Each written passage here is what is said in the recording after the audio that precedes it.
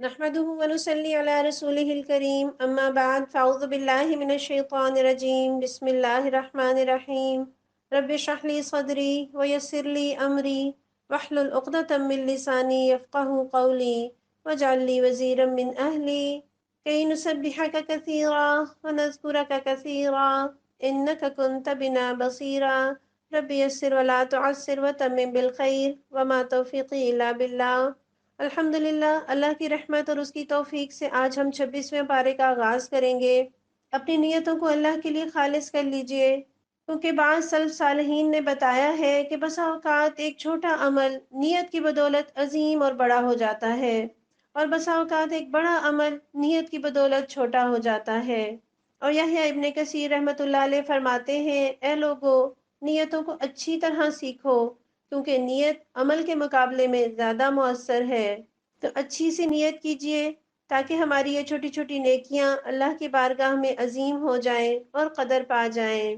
پارے پر جانے سے پہلے ایک حدیث آپ کو سناتی ہوں۔ حضرت عمر بن عتبہ رضی اللہ عنہ بیان کرتے ہیں کہ میں نے رسول خدا صلی اللہ علیہ وسلم کو یہ ارشاد فرماتے سنا کہ قیامت کے دن خدائے رحمان کے دائیں جانب کچھ ایسے لوگ ہوں گے جو نہ نبی ہیں اور نہ شہید، لیکن ان کے چہروں کا نور دیکھنے والوں کی نگاہوں کو خیرہ کر رہا ہوگا۔ ان کے بلند مقام اور اونچے مرتبے کو دیکھ دیکھ کر نبی اور شہید خوش ہو رہے ہوں گے۔ لوگوں نے پوچھا، اللہ کے رسول صلی اللہ علیہ وسلم، یہ کون لوگ ہوں گے؟ فرمایا، یہ مختلف بستیوں اور قبیلوں کے لوگ ہوں گے جو دنیا میں اسلام لائے اور قرآن سیکھنے اور سکھانے اور اللہ کو راضی کرنے کے لیے اکٹھے ہوتے تھے۔ اس طرح یہ لوگ بہترین اور پاکیزہ باتیں چنتے، جس طرح کھجور کھانے والا اچھی اور لذیذ کھجوریں چنتا ہے۔ ایک اور روایت میں ہے کہ یہ وہ لوگ ہیں جو اللہ ہی کے لیے آپس میں محبت کرنے والے ہیں اور جو اللہ کو یاد کرنے کے لیے اکٹھے ہوتے تھے۔ تو یہ حدیث پڑھ کر تو مجھے آپ کا خیال آ رہا ہے، الحمدللہ آپ میں کئی لوگ تو وہ ہیں جو پہلے سے ہماری کلاس صراط الفردوس کا حصہ ہیں، ماشاءاللہ ریگولر قرآن اور حدیث کی کلاسز لے رہے ہیں، اور ان میں ہر فرد اپنے لیے اور اپنے ارد گرد ماحول میں نیکیاں چننے، بھلائیاں پھیلانے اور برائیوں کو مٹانے کے لیے کوشاں ہیں۔ اور کئی لوگ آپ میں سے نئے ہوں گے، ہو سکتا ہے کہ وہ لوگ پہلی دفعہ قرآن دل کے کانوں سے سن رہے ہوں۔ تو اللہ کرے کہ میری یہ دعا آپ کو لگ جائے، اور آپ سب جو محبتوں اور شوق سے قرآن سننے والے ہیں، اللہ ہم سب کو ان لوگوں میں شامل کر دے جو رحمان کے دائیں جانب نور بکھیر رہے ہوں گے، اور نبی صلی اللہ علیہ وسلم اور شہداء ہمارے مقام پر رش کر رہے ہوں۔ آمین یا رب العالمین۔ ہمارا 26واں پارہ سورہ احقاف سے شروع ہوتا ہے، اور سورہ احقاف مکی صورت ہے، اور احقاف کہتے ہیں ریت کے ٹیلوں کو، اور یہ کہا جاتا ہے کہ عاد اولیٰ کی بستی کا نام تھا جس طرف حضرت ہود علیہ السلام بھیجے گئے تھے۔ سورہ احقاف جب نازل ہوئی تو پیارے نبی صلی اللہ علیہ وسلم کی زندگی کا وہ انتہائی سخت دور تھا۔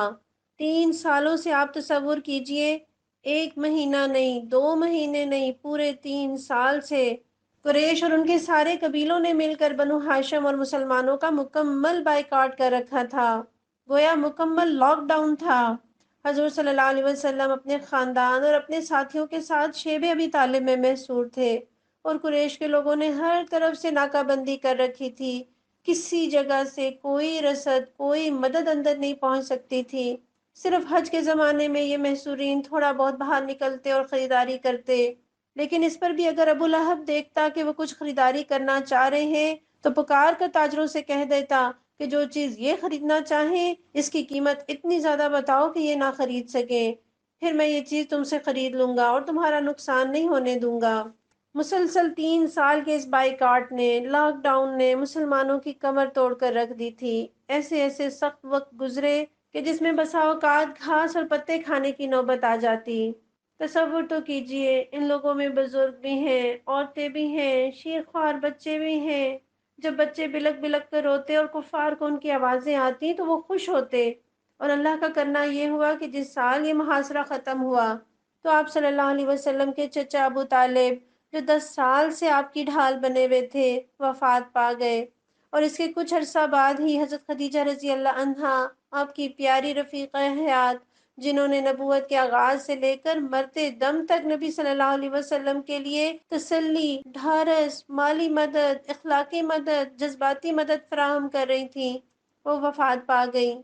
ان پہ در پہ صدموں کی وجہ سے نبی صلی اللہ علیہ وسلم کیسے ٹوٹ گئے ہوں گے۔ بشر تھے نا، انسان تھے، ایسا نہیں ہے کہ پتھر دل ہو۔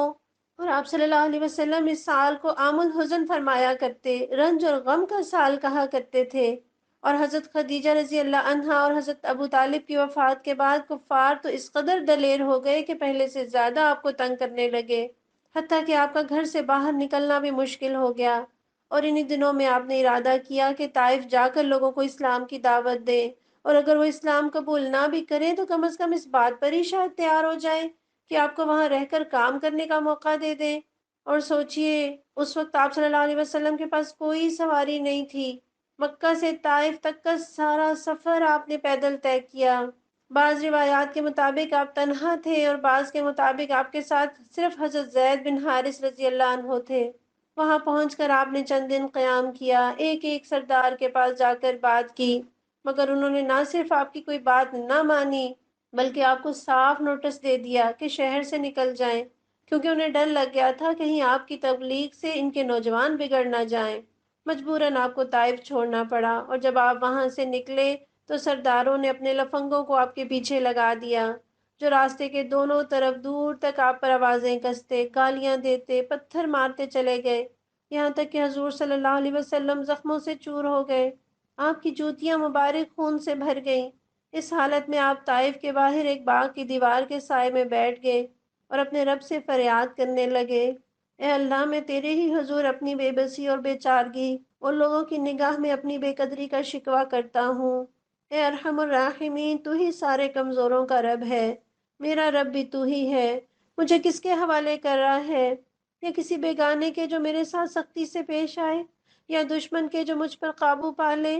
پروردگار، اگر تو ناراض نہیں تو مجھے کسی چیز کی پرواہ نہیں، لیکن تیری طرف سے عافیت مل جائے تو میرے لیے کشادگی ہے۔ میں پناہ مانگتا ہوں تیری ذات کے اس نور کی جو اندھیرے میں اجالا اور دنیا اور آخرت کے معاملات کو درست کرتا ہے۔ مجھے بچا لے کہ تیرا غضب مجھ پر نازل ہو یا میں تیرے عتاب کا مستحق ہو جاؤں۔ تیری مرضی پر راضی رہوں یہاں تک کہ تو مجھ سے راضی ہو جائے، اور کوئی زور اور طاقت تیرے بغیر نہیں۔ پیارے نبی کی دعا پر غور تو کیجئے، کس قدر بے بسی اور کمزوری کا اظہار ہے، اور کیسی ڈٹرمنیشن ہے کہ پروردگار، اگر تو ناراض نہیں تو مجھے کوئی پرواہ نہیں، مجھے کسی مصیبت، کسی مشکل، کسی جھٹلائے جانے کی، زخموں کی، خون نکلنے کی پرواہ نہیں، بس تو مجھ سے ناراض نہ ہو۔ اللہ ہمیں بھی ایسا بنا دے، ایسا ہی دین کے رستے پہ جم جانے والا بنا دے۔ اور آپ صلی اللہ علیہ وسلم کے بارے میں سیرت کی کتابوں میں آتا ہے کہ جب آپ دل شکستہ اور غمگین پلٹ کر کرنل منازل کے قریب پہنچے تو محسوس ہوا کہ آسمان پر ایک بادل سا چھایا ہوا ہے۔ نظریں اٹھا کر دیکھا تو حضرت جبرائیل علیہ السلام سامنے تھے۔ انہوں نے پکار کر کہا کہ قوم نے جو کچھ آپ کو جواب دیا ہے اللہ نے اسے سن لیا، اب یہ پہاڑوں کا منتظم فرشتہ اللہ نے بھیجا ہے، آپ جو حکم اسے دینا چاہیں دے سکتے ہیں۔ پھر پہاڑوں کے فرشتے نے آپ کو سلام کر کے عرض کیا، آپ فرمائیں تو دونوں طرف کے پہاڑ ان پر الٹ دوں؟ آپ نے کیا جواب دیا؟ نہیں، بلکہ میں امید رکھتا ہوں کہ اللہ ان کی نسل سے وہ لوگ پیدا کر دے گا جو اللہ وحدہ لا شریک کی بندگی کریں گے۔ نبی صلی اللہ علیہ وسلم کی محبت دیکھیے، ہمدردی دیکھیے، خیرخواہی دیکھیے۔ وہ لوگ کہ جنہوں نے آپ کو زخمی کیا ہے ان پر مصیبت نہیں چاہ رہے، اس لیے کہ شاید وہ یا ان کی نسلیں ایمان لے آئیں، ایک اللہ کی عبادت کرنے والی بن جائیں۔ اور کیسی پیارے نبی کی بات سچی ہوئی کہ حضرت ابو ہریرہ رضی اللہ عنہ انہی اہل طائف میں سے تھے جنہوں نے دین کا اتنا بڑا حصہ امت کی طرف منتقل کیا۔ اتنی بہت ساری احادیث مجھے اور آپ کو حضرت ابو ہریرہ رضی اللہ عنہ کے ذریعے سے ملی ہیں، اور تاریخ لکھنے والے یہ بھی لکھتے ہیں کہ محمد بن قاسم بھی انہی اہل طائف میں سے تھے جو برِ صغیر میں اسلام لانے کا ذریعہ بنے۔ تو سوچئے مجھے اور آپ کو کس قدر نبی صلی اللہ علیہ وسلم سے محبت کرنے کی، آپ کی محنتوں کا حق ادا کرنے کی ضرورت ہے۔ آپ کے یہ زخم ہمارے اوپر قرض ہیں، آپ کے آنسو ہمارے اوپر قرض ہیں، ہمیں یہ قرض چکانا ہے۔ کہیں ایسا نہ ہو تیرے سور و بدر کے باب میں ورق الٹ کے گزر گیا، مجھے صرف تیری حکایتوں کی روایتوں نے مزا دیا، کبھی اے عنایت کم نظر تیرے دل میں یہ بھی کسک ہوئی، جو تبسم رخ زیست تھا اسے تیرے غم نے رلا دیا۔ آئیے سورہ احقاف کو شروع کرتے ہیں۔ بسم اللہ الرحمن الرحیم۔ حامیم تنزیل الکتاب من اللہ العزیز الحکیم۔ حامیم، اس کتاب کا نزول اللہ زبردست اور دانا کی طرف سے ہے۔ گویا آغاز میں اللہ تعالیٰ نے بتا دیا کہ اللہ بڑا زبردست ہے، وہ چاہتا تو اپنے قانون کو بزور نافذ کرا دیتا، لیکن وہ حکیم ہے۔ یہ اس کی حکمت ہے کہ اس نے ہمیں اپنی مرضی سے، دل کی خوشی سے، اپنے اختیار کی آزادی کو استعمال کرتے ہوئے پورے اطمینان کے ساتھ دین پر چلنے کی دعوت دیتا ہے۔ اور اللہ زبردست ہے تو اس کی بات ماننے والے بھی بڑے بہادر اور ہمت والے اور بڑے بڑے کاموں کو اللہ کی توفیق سے کر جانے والے ہوتے ہیں۔ اور وہ حکیم ہے، وہ اپنے بندوں کو اپنی کتاب کے ذریعے حکمت سکھاتا ہے۔ تو پروردگار تو ہمیں بھی حکمت سکھا دے اور ہمیں ایمان کی طاقت سے پروردگار بہادر بنا دے، کانفیڈنٹ ہو جائیں۔ ما خلقنا السماوات والارض وما بینہما الا بالحق واجل مسمى، ہم نے زمین اور آسمانوں کو اور ان ساری چیزوں کو جو ان کے درمیان ہے برحق اور ایک مدت خاص کے تعین کے ساتھ پیدا کیا ہے۔ والذین کفروا عما انذروا معرضون، مگر یہ کافر لوگ اس حقیقت سے منہ موڑے ہوئے ہیں جس سے ان کو خبردار کیا گیا ہے۔ اللہ تعالیٰ اس دنیا کو یا اس کائنات کو ایک وقت مقرر پر کیوں ختم کر رہے ہیں؟ کیا اس کے بغیر جزا اور سزا نہیں دی جا سکتی؟ تو ذرا اس پہلو پر غور کر لیجئے کہ سب کو جزا اور سزا دینے کے لیے یہ ضروری ہے کہ ایک وقت طے کر کے اس پوری دنیا کے نظام کو وائنڈ اپ کر لیا جائے اور پھر حساب کیا جائے۔ کیونکہ ہم دیکھتے ہیں کہ ایک شخص کسی نیکی کا بیج بوتا ہے جس کی برکتوں سے صدیوں تک دنیا مستفید ہوتی ہے، اور اسی طرح ایک شخص برائی چھوڑ جاتا ہے جو نہ جانے کتنی دنیا کو گمراہ کرتی چلی جاتی ہے۔ تو کس کی نیکی کتنے پھل پھول لائی اور کس کی برائی نے کتنے کانٹے بوئے، یہ جب تک دنیا کی بساط کو لپیٹ نہ دیا جائے یہ جائزہ اور یہ حساب ناممکن ہے۔ اللہ نے اس لیے یہ وقت طے کر دیا تاکہ اچھوں کو ان کی پوری جزا اور بروں کو ان کی سزا دی جا سکے۔ قل ارأيتم ما تدعون من دون الله اروني ماذا خلقوا من الارض ام لهم شرك في السماوات، اے نبی صلی اللہ علیہ وسلم ان سے کہیے کبھی تم نے آنکھیں کھول کر دیکھا بھی کہ وہ ہستیاں ہیں کیا جنہیں تم خدا کو چھوڑ کر پکارتے ہو؟ ذرا مجھے دکھاؤ تو صحیح کہ انہوں نے کیا پیدا کیا ہے، یا آسمانوں کی تخلیق اور تدبیر میں ان کا کیا حصہ ہے۔ ایتونی بکتاب من قبل هذا او اثارۃ من علم ان کنتم صادقین، یا اس سے پہلے آئی ہوئی کوئی کتاب یا علم کا کوئی بقیہ ان عقائد کے ثبوت میں تمہارے پاس موجود ہو تو وہی لے آؤ اگر تم سچے ہو۔ ہے کوئی کتاب جس نے بتایا ہو، اتھینٹک کتاب آسمانوں سے اتری ہوئی جس نے اللہ کے سوا کسی اور معبود کا بھی پتہ بتایا ہو؟ واللہ کوئی ایسی کتاب نہیں۔ اور ہم یہ بھی سوچیں کبھی ہم نے یہ دیکھا ہو یا پتہ چلا ہو کہ یہ چیز فرعون نے بنائی یا نمرود نے بنائی، کوئی چھوٹی چیز، کوئی بڑی چیز، کوئی مکھی، کوئی مچھر، کوئی نشانی، سورج اور چاند تو بڑی بات ہے، کوئی پھول ہی بنا دے، کوئی اس کا پتہ ہی بنا دے، تو جو ہستیاں اتنی قدرت نہیں رکھتی وہ معبود کیسے ہو سکتی ہیں؟ اور ایسی بے زور ہستیوں کو کوئی بڑی چیز ماننے والا اس شخص سے بھی زیادہ بہکا ہوا انسان کوئی نہیں ہوگا۔ وَمَنْ أَضَلُّ مِمَّنْ يَدْعُو مِن دُونِ اللَّهِ مَنْ لَا يَسْتَجِيبُ لَهُ إِلَى يَوْمِ الْقِيَامَةِ وَهُمْ عَنْ دُعَائِهِمْ غَافِلُونَ۔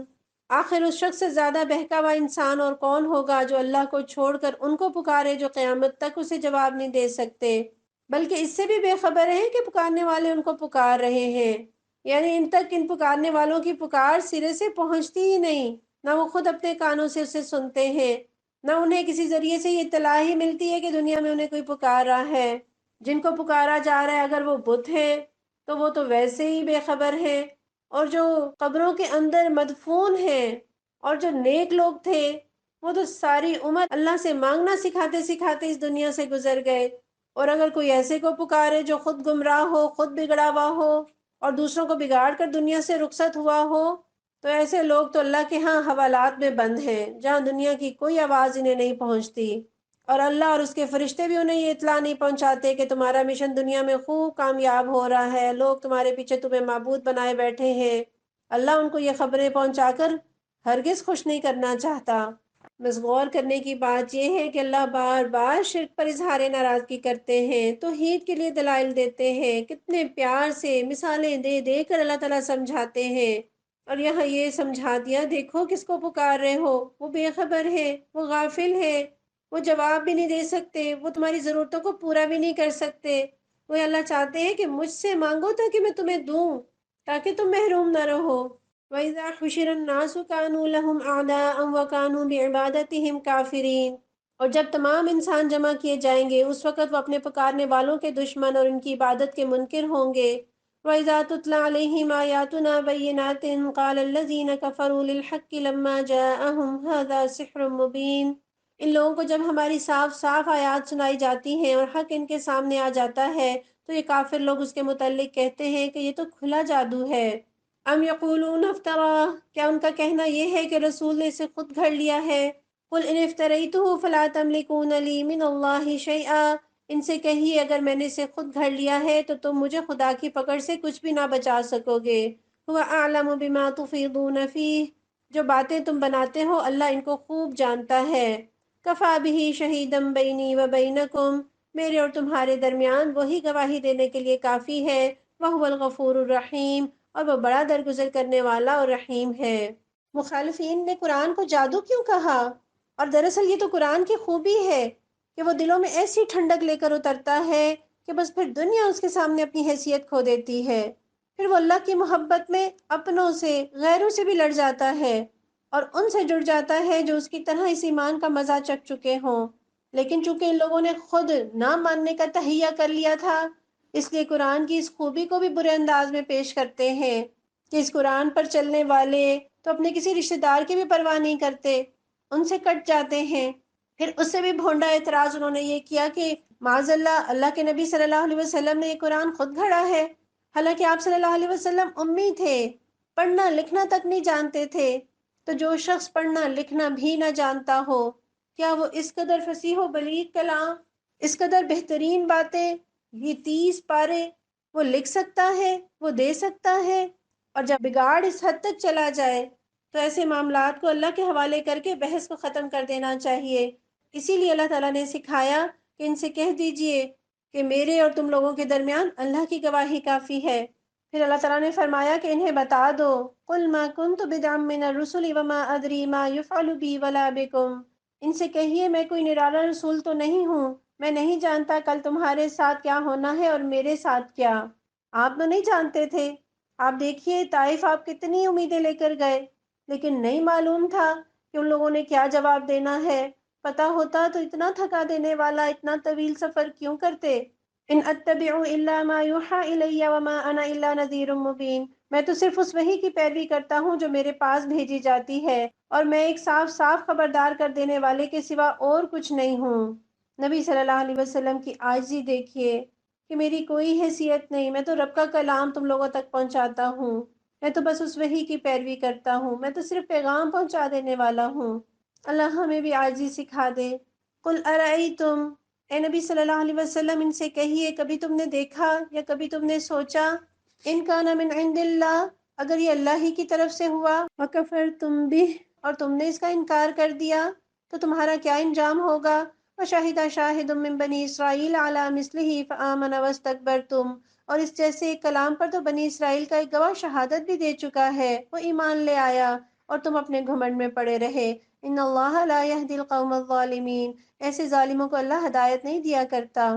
یوں تو بہت سے عیسائیوں نے اسلام قبول کیا، لیکن خاص طور پر عبداللہ بن سلام رضی اللہ عنہ، جو پہلے عیسائی تھے، خود بھی عالم دین تھے اور علماء کے خاندان سے بھی تھے، جب نبی صلی اللہ علیہ وسلم کو پہچان لیا تو مان گئے، اسلام قبول کر لیا۔ تو یہاں انہی کی طرف اشارہ ہے کہ دیکھو وہ مان رہے ہیں اور تم اکڑ رہے ہو۔ اور اس بات پر بھی غور کیجئے کہ اگر کلام واقعی اللہ ہی کی طرف سے ہوا اور تم نے اس کا انکار کیا، اگر اس آیت کو میں اور آپ اپنے اوپر رکھ کر سوچیں کہ اگر واقعی سود حرام ہوا تو کیا بنے گا، اگر واقعی پردہ فرض ہوا تو کیا بنے گا، اگر واقعی راشی دوزخ میں جانے والا ہوا تو کیا ہوگا، اگر واقعی بے نمازی دوزخ میں جائے گا تو پھر کیا بنے گی۔ ہم بھی تو سوچیں، ہم کسی کو بلائیں اور وہ نہ آئے تو کتنا غصہ آتا ہے۔ اللہ نماز کے لیے بلاتے ہیں اور نظر انداز کر دیتے ہیں۔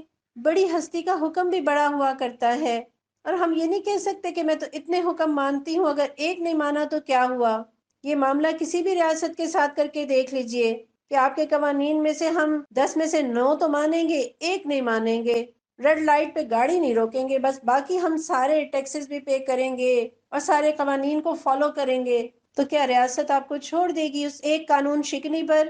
کبھی بھی نہیں چھوڑے گی۔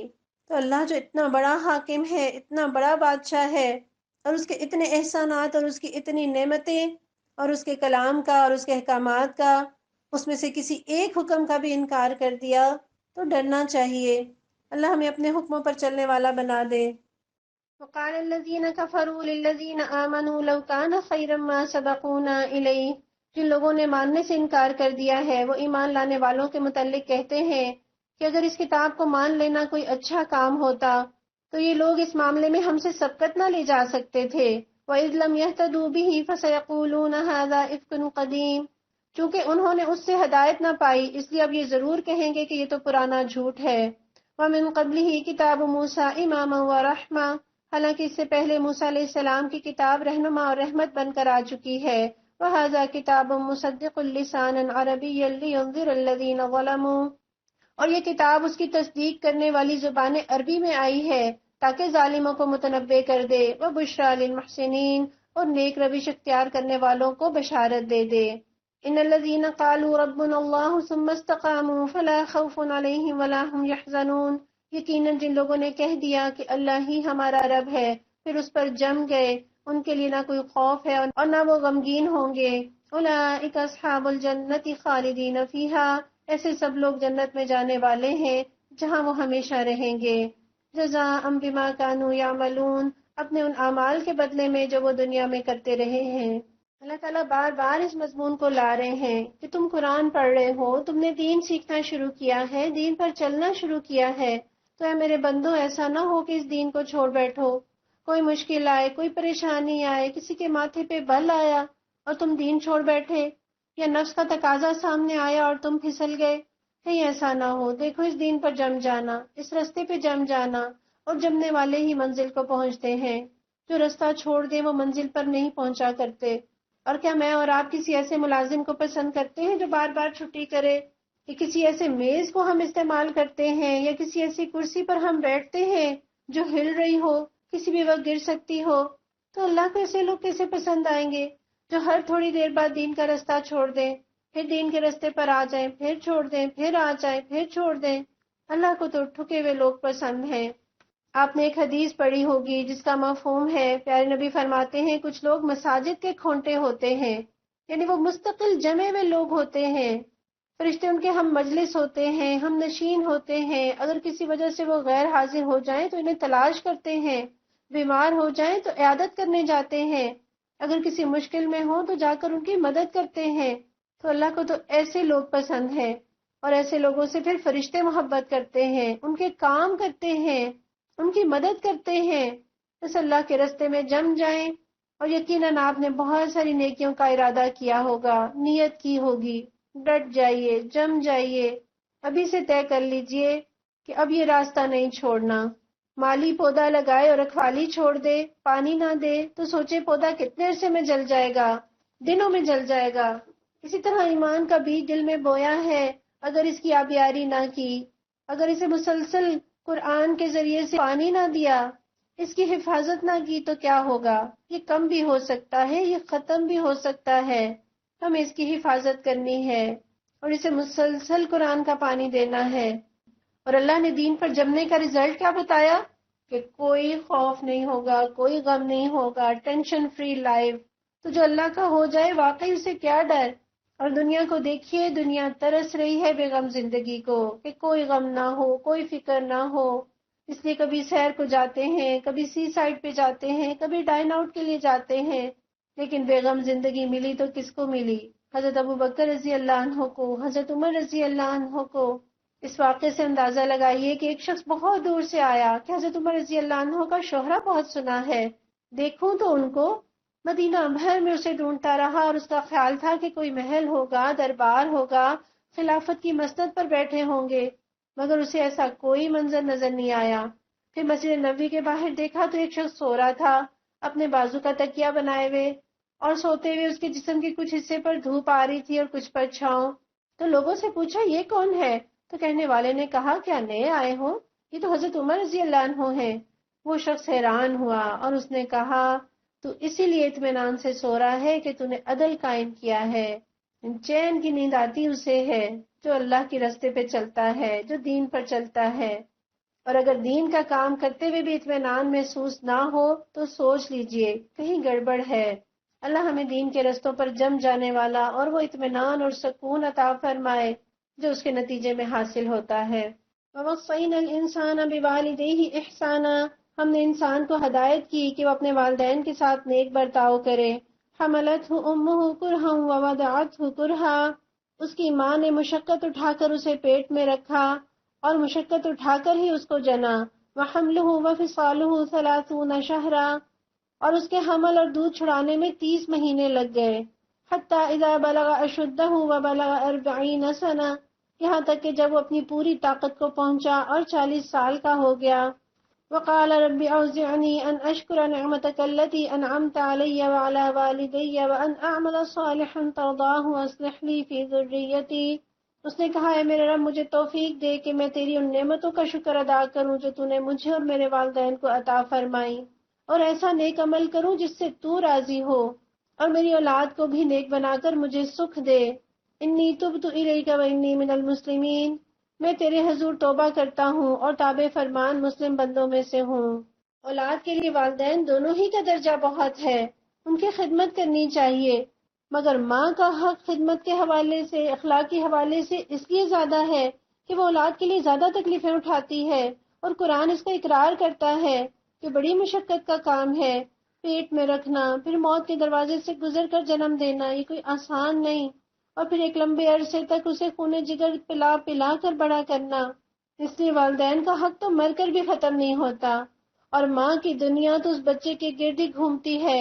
وہ مائیں جو حمل کے آغاز سے لے کر بچے کے بوجھ کو محبت سے برداشت کرتی ہیں اور آنکھوں کی ٹھنڈک بنا کر پالتی ہیں، اور باپ اس کی کفالت کے بوجھ کو دل کی تسکین کے ساتھ، شوق کے ساتھ اٹھاتا ہے، تو اولاد کا یہ کام ہے کہ اب والدین بوڑھے ہو گئے تو انہیں بوجھ نہ سمجھیں، ان کی عزت اور ان کی قدر، ان کی تکریم کریں، ان کی خدمت کریں۔ اور یہاں جو ماں کی تکالیف کو سامنے رکھتے ہوئے اللہ نے اس کا حق زیادہ رکھا، جیسا کہ حضرت ابو ہریرہ رضی اللہ عنہ بیان کرتے ہیں کہ ایک شخص رسول اللہ صلی اللہ علیہ وسلم کے پاس آیا اور اس نے کہا اے اللہ کے رسول، میرے حسن سلوک کا سب سے زیادہ حقدار کون ہے؟ آپ نے فرمایا تمہاری ماں۔ اس نے پوچھا پھر کون؟ آپ نے فرمایا تمہاری ماں۔ اس نے پوچھا پھر کون؟ آپ نے پھر فرمایا تمہاری ماں۔ اس نے پوچھا پھر کون؟ فرمایا پھر تمہارا باپ۔ پھر کس قدر خوبصورت دعا یہاں اللہ تعالیٰ نے سکھائی ہے کہ جب بندہ 40 سال کی عمر کا ہو جاتا ہے، یہ پختگی کی عمر ہے، اور اس عمر میں عام طور پر انسان کے والدین بھی ہوتے ہیں، اس کی اپنی اولاد بھی جوانی کے مرحلوں میں ہوتی ہے، اب والدین کا بھی حق ادا کرنا ہے، اپنی ذمہ داریوں کو بھی نبھانا ہے، تو بڑی توازن والی زندگی کی ضرورت ہے، اس میں بڑی احتیاط کی ضرورت ہے۔ اور اولاد کی محبت تو چونکہ کوٹ کوٹ کے فطرت میں بھری ہوئی ہے، اس کے لیے کہنے کی ضرورت نہیں، بندے کو کھینچنا پڑتا ہے کہ تھوڑا اس سے کم۔ اللہ کو ناراض نہیں کرنا اولاد کی محبت میں، حرام نہیں کمانا اولاد کی محبت میں، لیکن والدین کے لیے اللہ نے خاص طور پر توجہ دلائی کہ ان کے حق میں کمی نہ ہو، اور اس دعا میں اللہ نے شکر گزاری سکھائی۔ اللہ کو شکر گزاری پسند ہے اور ناشکری سخت ناپسند۔ شیطان اپنے رب کا ناشکرا ہے، اور اللہ کے نبی صلی اللہ علیہ وسلم فرماتے ہیں، مفہوم ہے آپ کی حدیث کا کہ جو بندوں کا شکر گزار نہیں ہوتا وہ رب کا بھی ناشکرا ہوتا ہے۔ جسے اپنی آنکھوں سے دیکھے ہوئے والدین کی قربانیاں نظر نہیں آئیں وہ اللہ کو کیسے پہچانے گا؟ جس کو زمین میں پرورش کرنے والا، تربیت کرنے والا نظر نہ آیا، اسے اس غیب کے پردے میں تربیت کرنے والا اور پالنے والا کیسے نظر آئے گا؟ اللہ ہمیں اپنے والدین کا بھی شکر گزار بنا، اور اتنی ساری نعمتوں پر اللہ ہم تیرا بھی شکر ادا کریں، اور پھر وہ نعمتیں جو تو نے میرے والدین کو عطا کی۔ اور عام طور پر والدین کی نعمتیں خواہ دنیاوی ہوں، روحانی ہوں، اولاد کی طرف منتقل ہوتی ہیں، وراثت کی شکل میں، اخلاق کی شکل میں، ایمان کی صورت میں، کیونکہ جو جگ میں ہوتا ہے وہی گلاس میں آتا ہے، یہ ایک بنیادی اصول ہے۔ ایکسیپشنز آر دیئر الا ماشاء اللہ، اور ہمیں صرف حق لینا نہیں، حق دینا بھی ہے۔ ہم مائیں ہیں نا، ہم یہ تو بچوں سے ایکسپیکٹ کرتے ہیں کہ وہ ہماری فرما برداری کریں، لیکن میری اور آپ کی رسپانسبلٹی کیا بنتی ہے؟ ذرا دیکھ لیں ان ماؤں کو جو ہمارے اسلاف میں گزری ہیں۔ امام بخاری رحمۃ اللہ علیہ کی والدہ تڑپ تڑپ کر اپنے بچے کے لیے دعا مانگتی تھی۔ امام احمد بن حنبل کی والدہ بیوہ تھیں، اور آپ 10 سال کے تھے، فرماتے ہیں میری والدہ مجھے تہجد کے لیے جگاتی تھی، میرے لیے پانی لاتی، مجھے وضو کراتی، ہم دونوں تہجد پڑھتے، پھر وہ مجھے مسجد لے کر جاتی، میرا انتظار کرتی جب تک میں جماعت کی نماز سے فارغ ہو کر باہر نہ نکل آتا، پھر مجھے علم سیکھنے کے لیے روانہ کرتی۔ امام شافعی رحمۃ اللہ علیہ کی والدہ نے علم سیکھنے کے لیے اپنے بچے کو بھیجا، اور جب وہ واپس آئے تو داخل ہوئے شہر میں اس حال میں کہ ان کے ساتھ اونٹوں پر لدا ہوا سامان اور بڑے تحائف تھے۔ وہیں روک دیا کہ گھر میں نہیں آنا جب تک یہ سارا ساز و سامان شہر والوں میں، ان کے محتاج اور مسکینوں میں بانٹ نہ دو، اور میں نے تمہیں مال کمانے نہیں بھیجا تھا، میں نے تو تمہیں دین سیکھنے بھیجا تھا۔ ہم ماؤں نے یہ کردار ادا کرنے ہیں جو حضرت خنسہ رضی اللہ عنہا نے اپنے چاروں بیٹوں کو شہادت کے لیے تیار کیا۔ ہمیں اپنی فرما برداری کرانی تو یاد رہی، اللہ کی فرما برداری کرانا بھول گئے۔ اور یہاں دعا میں کیا سکھایا جا رہا ہے؟ اللہ ہمیں وہ عمل سکھا جو تجھے راضی کرنے والا ہو، یعنی وہ عمل نیک نہیں ہے جسے میں نیک سمجھوں، یا وہ عمل نیک نہیں ہے جس کے اندر ریا ہے، جس کے اندر دکھاوا ہے، یا وہ عمل تو ٹھیک تھا مگر اس کا طریقہ درست نہیں تھا۔ پروردگار ہمیں اخلاص بھی دے، نیک اعمال کی توفیق بھی دے، اور وہ درست طریقے کی بھی توفیق دے جو نبی صلی اللہ علیہ وسلم نے سکھایا ہے، تاکہ تو ہم سے راضی ہو جا۔ اور ہم اپنی اولادوں کے لیے دعا کریں کہ اللہ تعالیٰ انہیں اپنا فرما بردار بنا لے۔ جب وہ اللہ کے فرما بردار ہوں گے تو انشاءاللہ وہ آپ کے بھی فرما بردار ہوں گے۔ اولئک الذین نتقبل عنہم احسن ما عملوا ونتجاوز عن سیئاتہم فی اصحاب الجنہ۔ اس طرح کے لوگوں سے ہم ان کے بہترین اعمال کو قبول کرتے ہیں اور ان کی برائیوں سے درگزر کر جاتے ہیں، یہ جنتی لوگوں میں سے ہوں گے۔ وعد الصدق الذی کانوا یوعدون، اس سچے وعدے کے مطابق جو ان سے کیا جاتا رہا۔ والذی قال لوالدیہ اف لکما اتعداننی ان اخرج وقد خلت القرون من قبلی، اور جس شخص نے اپنے والدین سے کہا اف، تنگ کر دیا تم نے، کیا تم مجھے یہ خوف دلاتے ہو کہ میں مرنے کے بعد پھر قبر سے نکالا جاؤں گا، حالانکہ مجھ سے پہلے بہت سی نسلیں گزر چکی، ان میں سے تو کوئی اٹھ کر نہ آیا۔ وَهُمَا يَسْتَغِيثَانِ اللَّهَ وَيْلَكَ آمِن، ماں اور باپ اللہ کی دہائی دے کر کہتے ہیں ارے بد نصیب مان جا، ان وعد اللہ حق، اللہ کا وعدہ سچا ہے۔ وَيَقُولُ مَا هَذَا إِلَّا أَسَاطِيرُ الْأَوَّلِينَ، مگر وہ کہتا ہے یہ سب اگلے وقتوں کی فرسودہ کہانیاں ہیں۔ اب یہاں مادر پدر آزاد، لا ابالی، لاپرواہی کی زندگی بسر کرنے والی اولاد، اس کا تذکرہ۔ سورہ لقمان میں ہم نے یہ منظر دیکھا تھا کہ اولاد نیک ہے، والدین شرک پر ہیں۔ یہاں والدین نیک ہیں اور اولاد گمراہی کے رستے پر، تو ذرا والدین کی تڑپ دیکھیے، اخلاص دیکھیے، التجا دیکھیے، سوز دیکھیے، کیسے کہہ رہے ہیں بیٹا ضد نہ کر، مان جا، اور اولاد کیا کہہ رہی ہے؟ اللہ نے تو سکھایا تھا اف بھی نہ کرو، یہاں اف سے بڑھ کر کتنی بڑی بڑی لمبی بحثیں ہیں، بدتمیزیاں ہیں، تقریریں ہیں۔ اور حضرت علی رضی اللہ عنہ تو فرماتے ہیں کہ اف سے بھی کوئی چھوٹا کلمہ ہوتا تو اللہ تعالیٰ اس کی بھی اجازت نہ دیتے، لیکن عام طور پر بچے ماں باپ کی نصیحتوں کو برا مان جاتے ہیں۔ ہمیں والدین کی تڑپ سے تڑپ پانی ہے کہ جس اولاد کے کھانے پینے اور پہننے کی اس قدر فکر ہوتی ہے، اس کو جہنم کے عذاب سے بچانے کی فکر اس سے کہیں زیادہ ہو، باقی نصیب اپنا اپنا۔ اولئک الذین حق علیہم القول فی امم قد خلت من قبلہم من الجن والانس، ان سے پہلے جنوں اور انسانوں کے جو ٹولے اسی قماش کے ہو گزرے ہیں انہی میں یہ بھی شامل ہوں گے۔ انہم کانوا خاسرین، بے شک یہ گھاٹے میں رہ جانے والے لوگ ہیں۔ وَلِكُلٍّ دَرَجَاتٌ مِّمَّا عَمِلُوا، دونوں گروہوں میں سے ہر ایک کے درجے ان کے اعمال کے اعتبار سے ہیں۔ وَلِيُوَفِّيَهُمْ أَعْمَالَهُمْ وَهُمْ لَا يُظْلَمُونَ، تاکہ اللہ ان کے کیے کا پورا پورا بدلہ ان کو دے اور ان پر ظلم ہرگز نہ کیا جائے گا۔ وَيَوْمَ يُعْرَضُ الَّذِينَ كَفَرُوا عَلَى النَّارِ، پھر جب یہ کافر آگ کے سامنے لا کھڑے کیے جائیں گے تو ان سے کہا جائے گا اذهبتم طیباتکم فی حیاتکم الدنیا واستمتعتم بها، تم اپنے حصے کی نعمتیں اپنی دنیا کی زندگی میں ختم کر چکے اور ان کا لطف تم نے اٹھا لیا۔ فَالْيَوْمَ تُجْزَوْنَ عَذَابَ الْهُونِ بِمَا كُنْتُمْ تَسْتَكْبِرُونَ فِي الْأَرْضِ بِغَيْرِ الْحَقِّ وَبِمَا كُنْتُمْ تَفْسُقُونَ، اب جو تکبر تم زمین میں کسی حق کے بغیر کرتے رہے اور جو نافرمانیاں تم نے کی ان کی پاداش میں آج تم کو ذلت کا عذاب دیا جائے گا۔ اور یہاں جو یہ فرمایا کہ تم اپنے حصے کی نعمتیں دنیا کی زندگی میں پا چکے، کھا چکے، لطف اٹھا چکے، گویا آخرت میں اب کچھ نہیں ملنے والا۔ صحابہ اس آیت سے بہت ڈرا کرتے تھے۔ حضرت خباب رضی اللہ عنہ جنہوں نے دین کی خاطر اتنی تکلیفیں سہیں، ان کی موت کا وقت آیا تو رو رہے تھے اور فرمانے لگے کہ میں موت سے نہیں ڈرتا، میں اس بات سے ڈرتا ہوں کہ ہمیں جو دنیا کی نعمتیں دی گئیں کہیں وہ ہمارے اعمال کے اجر و ثواب میں شمار نہ کر لی جائیں۔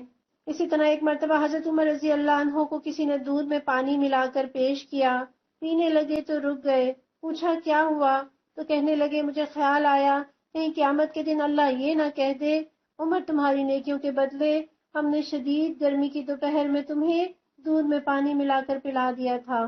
ہم دونوں ہاتھوں سے دنیا کی نعمتیں لوٹتے ہیں اور کبھی اس چیز کا احساس نہیں آتا۔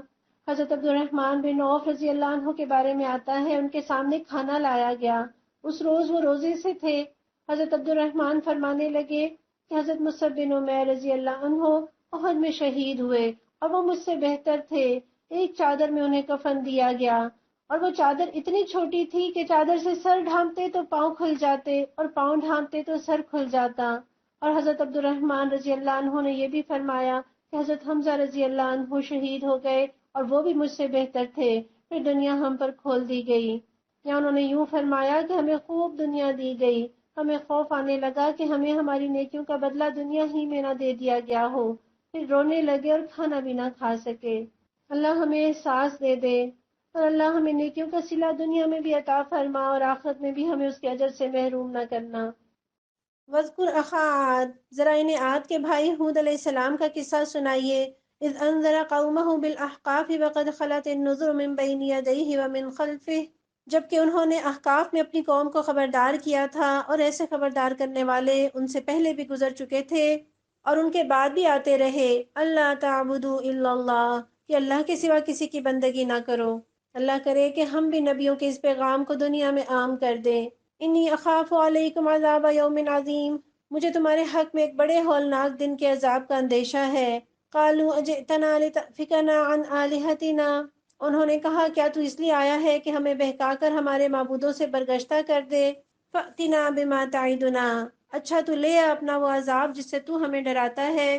ان کنت من الصادقین، اگر واقعی تو سچا ہے۔ قال انما العلم عند اللہ، انہوں نے فرمایا کہ اس کا علم تو اللہ کے پاس ہے۔ وَأُبَلِّغُكُم مَّا أُرْسِلْتُ بِهِ وَلَٰكِنِّي أَرَاكُمْ قَوْمًا تَجْهَلُونَ، میں صرف وہ پیغام تمہیں پہنچا رہا ہوں جسے دے کر مجھے بھیجا گیا ہے، مگر میں دیکھ رہا ہوں کہ تم لوگ جہالت برت رہے ہو۔ فَلَمَّا رَأَوْهُ عَارِضًا مُسْتَقْبِلَ أَوْدِيَتِهِمْ، پھر جب انہوں نے اس عذاب کو اپنی وادیوں کی طرف آتے دیکھا، قالوا، کہنے لگے، هَٰذَا عَارِضٌ مُمْطِرُنَا، یہ بادل ہے جو ہمیں سیراب کرے گا۔ بل هُوَ مَا اسْتَعْجَلْتُم بِهِ، نہیں بلکہ یہ وہی چیز ہے جس کے لیے تم جلدی مچا رہے تھے۔ ریح فیہا عذاب علیم، یہ ہوا کا طوفان ہے جس میں دردناک عذاب چلا آ رہا ہے۔ تدمر کل شیء بامر ربھا، اپنے رب کے حکم سے ہر چیز کو تباہ کر ڈالے گا۔ فاصبحوا لا یری الا مساکنہم، آخر کار ان کا یہ حال ہوا کہ ان کے رہنے کی جگہوں کے سوا وہاں کچھ نظر نہ آتا تھا۔ اللہ اکبر، مکان رہ گئے، مکین چلے گئے۔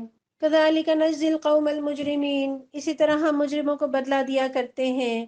یہاں اللہ تعالیٰ نے قوم عاد کا تذکرہ کیا جو کھیل تماشوں میں مگن تھی، اللہ کے حکموں کو جھٹلاتی رہی، نافرمانی پر مصر رہی، اللہ کے نبی کی بات مان کر نہ دی، اور جب بادل آئے، ہوائیں چلی تو خوش ہو گئے کہ یہ تو بادل انہیں سیراب کرنے آ رہا ہے، نہ جانے کتنے انجوائمنٹ کے پلان ہوں گے، لیکن یہ تو اللہ کا عذاب تھا جس نے انہیں تباہ و برباد کر دیا۔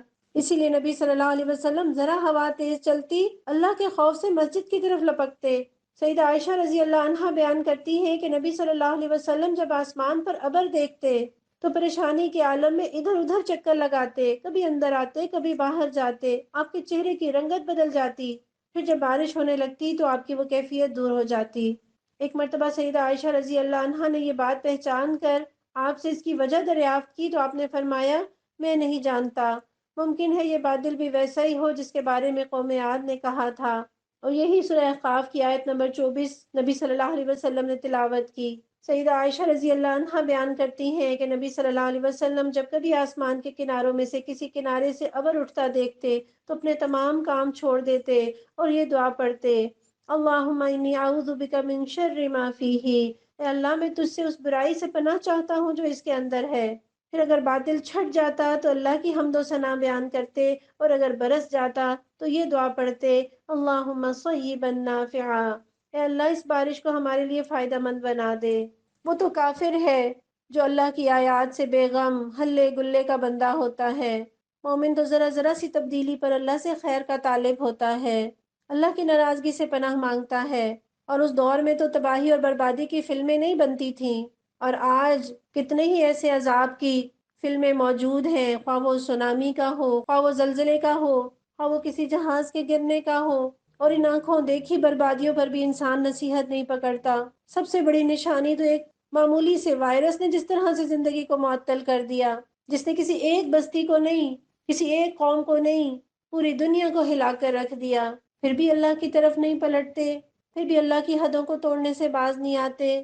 قیامت ہی کیا ہمیں سدھارے گی جب سدھرنے کا کوئی فائدہ نہ ہوگا۔ وَلَقَدْ مَكَّنَّاهُمْ فِي مَا إِن مَّكَّنَّاكُمْ فِيهِ وَجَعَلْنَا لَهُمْ سَمْعًا وَأَبْصَارًا وَأَفْئِدَةً، ان کو ہم نے وہ کچھ دیا جو تم لوگوں کو نہیں دیا ہے، ان کو ہم نے کان، آنکھیں اور دل سب کچھ دے رکھے تھے۔ فما اغنا عنہم سمعهم ولا ابصارهم ولا افئدتهم من شيء اذ كانوا يجحدون بآیات اللہ، مگر نہ وہ کان ان کے کسی کام آئے، نہ آنکھیں، نہ دل، کیونکہ وہ اللہ کی آیات کا انکار کرتے تھے۔ وحاق بهم ما كانوا به يستهزئون، اور اسی چیز کے پھیر میں وہ آ گئے جس کا وہ مذاق اڑاتے تھے۔ یعنی اللہ نے یہ کان اور آنکھیں اور دل تو اس لیے دیے تھے کہ ہم غور و فکر کرتے، سوچ بچار کرتے، اللہ کی نشانیوں کو دیکھتے، اللہ کے کلام کو سنتے۔ لیکن اگر ان کانوں سے، ان آنکھوں سے، ان دلوں سے وہی کام لیا جو جانور لیتے ہیں، یا بس دنیا ہی بنانے میں ان صلاحیتوں کو استعمال کیا، دنیا کے کام میں تو بڑے عقل مند ٹھہرے، خوب غور و فکر کر کے پیسہ لگایا، خوب محنتیں کی، اور دین کے لیے نہ آنکھیں کھلیں، نہ کان سنے، نہ دل میں کوئی خیال ہی آئے، کوئی فکر ہی لاحق ہو، کوئی سوچ بچار ہی ہو کہ کیسے کریں، کیا کریں، تو اللہ ہمیں اس رویے سے اپنی پناہ میں رکھے۔ وَلَقَدْ أَهْلَكْنَا مَا حَوْلَكُمْ مِنَ الْقُرَىٰ وَصَرَّفْنَا الْآيَاتِ لَعَلَّهُمْ يَرْجِعُونَ، تمہارے گرد و پیش کے علاقوں میں بہت سی بستیوں کو ہم ہلاک کر چکے ہیں، ہم نے اپنی آیات بھیج کر بار بار طرح طرح سے ان کو سمجھایا، شاید کہ وہ باز آ جائیں۔ فَلَوْلَا نَصَرَهُمُ الَّذِينَ اتَّخَذُوا مِن دُونِ اللَّهِ قُرْبَانًا آلِهَةً، پھر کیوں نہ ان ہستیوں نے ان کی مدد کی جنہیں اللہ کو چھوڑ کر انہوں نے تقرب اللہ کا ذریعہ سمجھتے ہوئے معبود بنا لیا تھا۔ بل ضلوا عنہم، بلکہ وہ تو ان سے گم ہو گئے۔ وذالک افکہم وما کانوا یفترون، یہ تھا ان کے جھوٹ اور ان بناوٹی عقیدتوں کا انجام جو انہوں نے گھڑ رکھے تھے۔ وَإِذْ صَرَفْنَا إِلَيْكَ نَفَرًا مِّنَ الْجِنِّ يَسْتَمِعُونَ الْقُرْآنَ، اور وہ واقعہ بھی قابل ذکر ہے جب ہم جنوں کے ایک گروہ کو آپ کی طرف لے آئے تھے تاکہ وہ قرآن سنیں۔ فَلَمَّا حَضَرُوهُ قَالُوا أَنصِتُوا، جب وہ اس جگہ پہنچے جہاں آپ قرآن پڑھ رہے تھے تو انہوں نے آپس میں کہا خاموش ہو جاؤ۔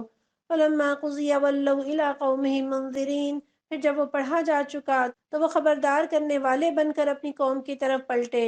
یہاں آپ دیکھیے یہ جنوں کے قرآن سننے کا واقعہ سفر طائف سے واپسی پر پیش آیا۔ انسانوں نے منہ پھیر لیا، اللہ نے جنوں کو توفیق دے دی، اور اللہ لاتا ہے۔ یہ جو میں اور آپ بیٹھے ہیں نا، اس میں میرا اور آپ کا کمال نہیں، یہ اللہ نے لا بٹھایا ہے، یہ اس کی توفیق ہے۔ اور یہاں ان آیات سے پتہ چلتا ہے کہ ان کے اندر صالحیت تھی تو اللہ نے انہیں سننے کا موقع دیا۔ تو یقیناً یہ آپ کے اندر کی تڑپ تھی، طلب تھی، یہ آپ کا شوق تھا جو اللہ تعالیٰ نے آپ کو قرآن سننے کی توفیق دی۔ پھر جنہوں کی یہ کوالٹی تھی کہ ان کے اندر ادب تھا، احترام تھا، وہ خاموش ہو گئے، تو با ادب با نصیب، بے ادب بے نصیب، اور قرآن سنتے ہوئے بولیں تو اس سے بڑا تکبر اور کوئی نہیں ہو سکتا۔ اور یہاں بڑی اہم بات یہ بھی ہے، ہم دیکھتے ہیں نبی صلی اللہ علیہ وسلم بڑی محنتوں سے، بڑے سفر کر کے، بڑی تمناؤں کے ساتھ طائف والوں کو دعوت دینے گئے تھے، لیکن انہوں نے دعوت ٹھکرا دی، اور واپسی میں جنہوں نے اتفاقاً قرآن سن لیا اور ایمان لے آئے، تو بعض اوقات بلانے والے نہیں آتے، اور راہ چلتے کوئی اتفاقاً مل جاتا ہے، آپ اسے بتاتے ہیں اور وہ آ جاتا ہے۔ کسی نے فلائر دیکھا، کسی نے کوئی میسج شیئر کیا، اس کی نظر پڑ گئی، اس نے اسے جوائن کر لیا، پھر اس نے قرآن سن لیا، اور پھر وہ قرآن ہی کا ہو کر رہ گیا، پھر اللہ نے اسے اپنے لیے چن لیا، تو یہ تو ہوگا۔ ممکن ہے جو ہمارے ہدف پر ہوں وہ نہ آئیں، لیکن اللہ کسی ایسے تک ہماری دعوت پہنچا دے جو اسے اپنے دل پر لے اور آگے پھیلانے والا بن جائے۔ تو بے فکر ہو کر لوگوں کو بلائیے، لوگوں کو پیغام پہنچائیے، لوگوں کو کلاس کی دعوت دیجیے، لوگوں کو قرآن سنوائیے۔ ہم نہیں جانتے کون کس کے دل میں اتنی تڑپ ہے کہ اللہ اسے اپنے دین کے کام کا بنا لے۔ یہاں دیکھیے کہ ایک دفعہ انہوں نے قرآن سنا اور وہ خبردار کرنے والے بن کر اپنی قوم کی طرف پلٹے۔ ہماری طرح ان کے 25 دن نہیں گزرے تھے، ایک دفعہ قرآن سنا تھا۔ تو قرآن تو جب دل میں اترتا ہے تو پھر یہی کچھ ہوتا ہے، تڑپ لگ جاتی ہے، پھر دل چاہتا ہے کہ دوسرے لوگ بھی اسی راستے کی طرف آ جائیں جس راستے کو آپ نے اپنے لیے پسند کیا ہے۔ پیارے نبی فرماتے ہیں لوگوں کے لیے وہی پسند کرو جو اپنے لیے کرتے ہو تو مومن بن جاؤ گے۔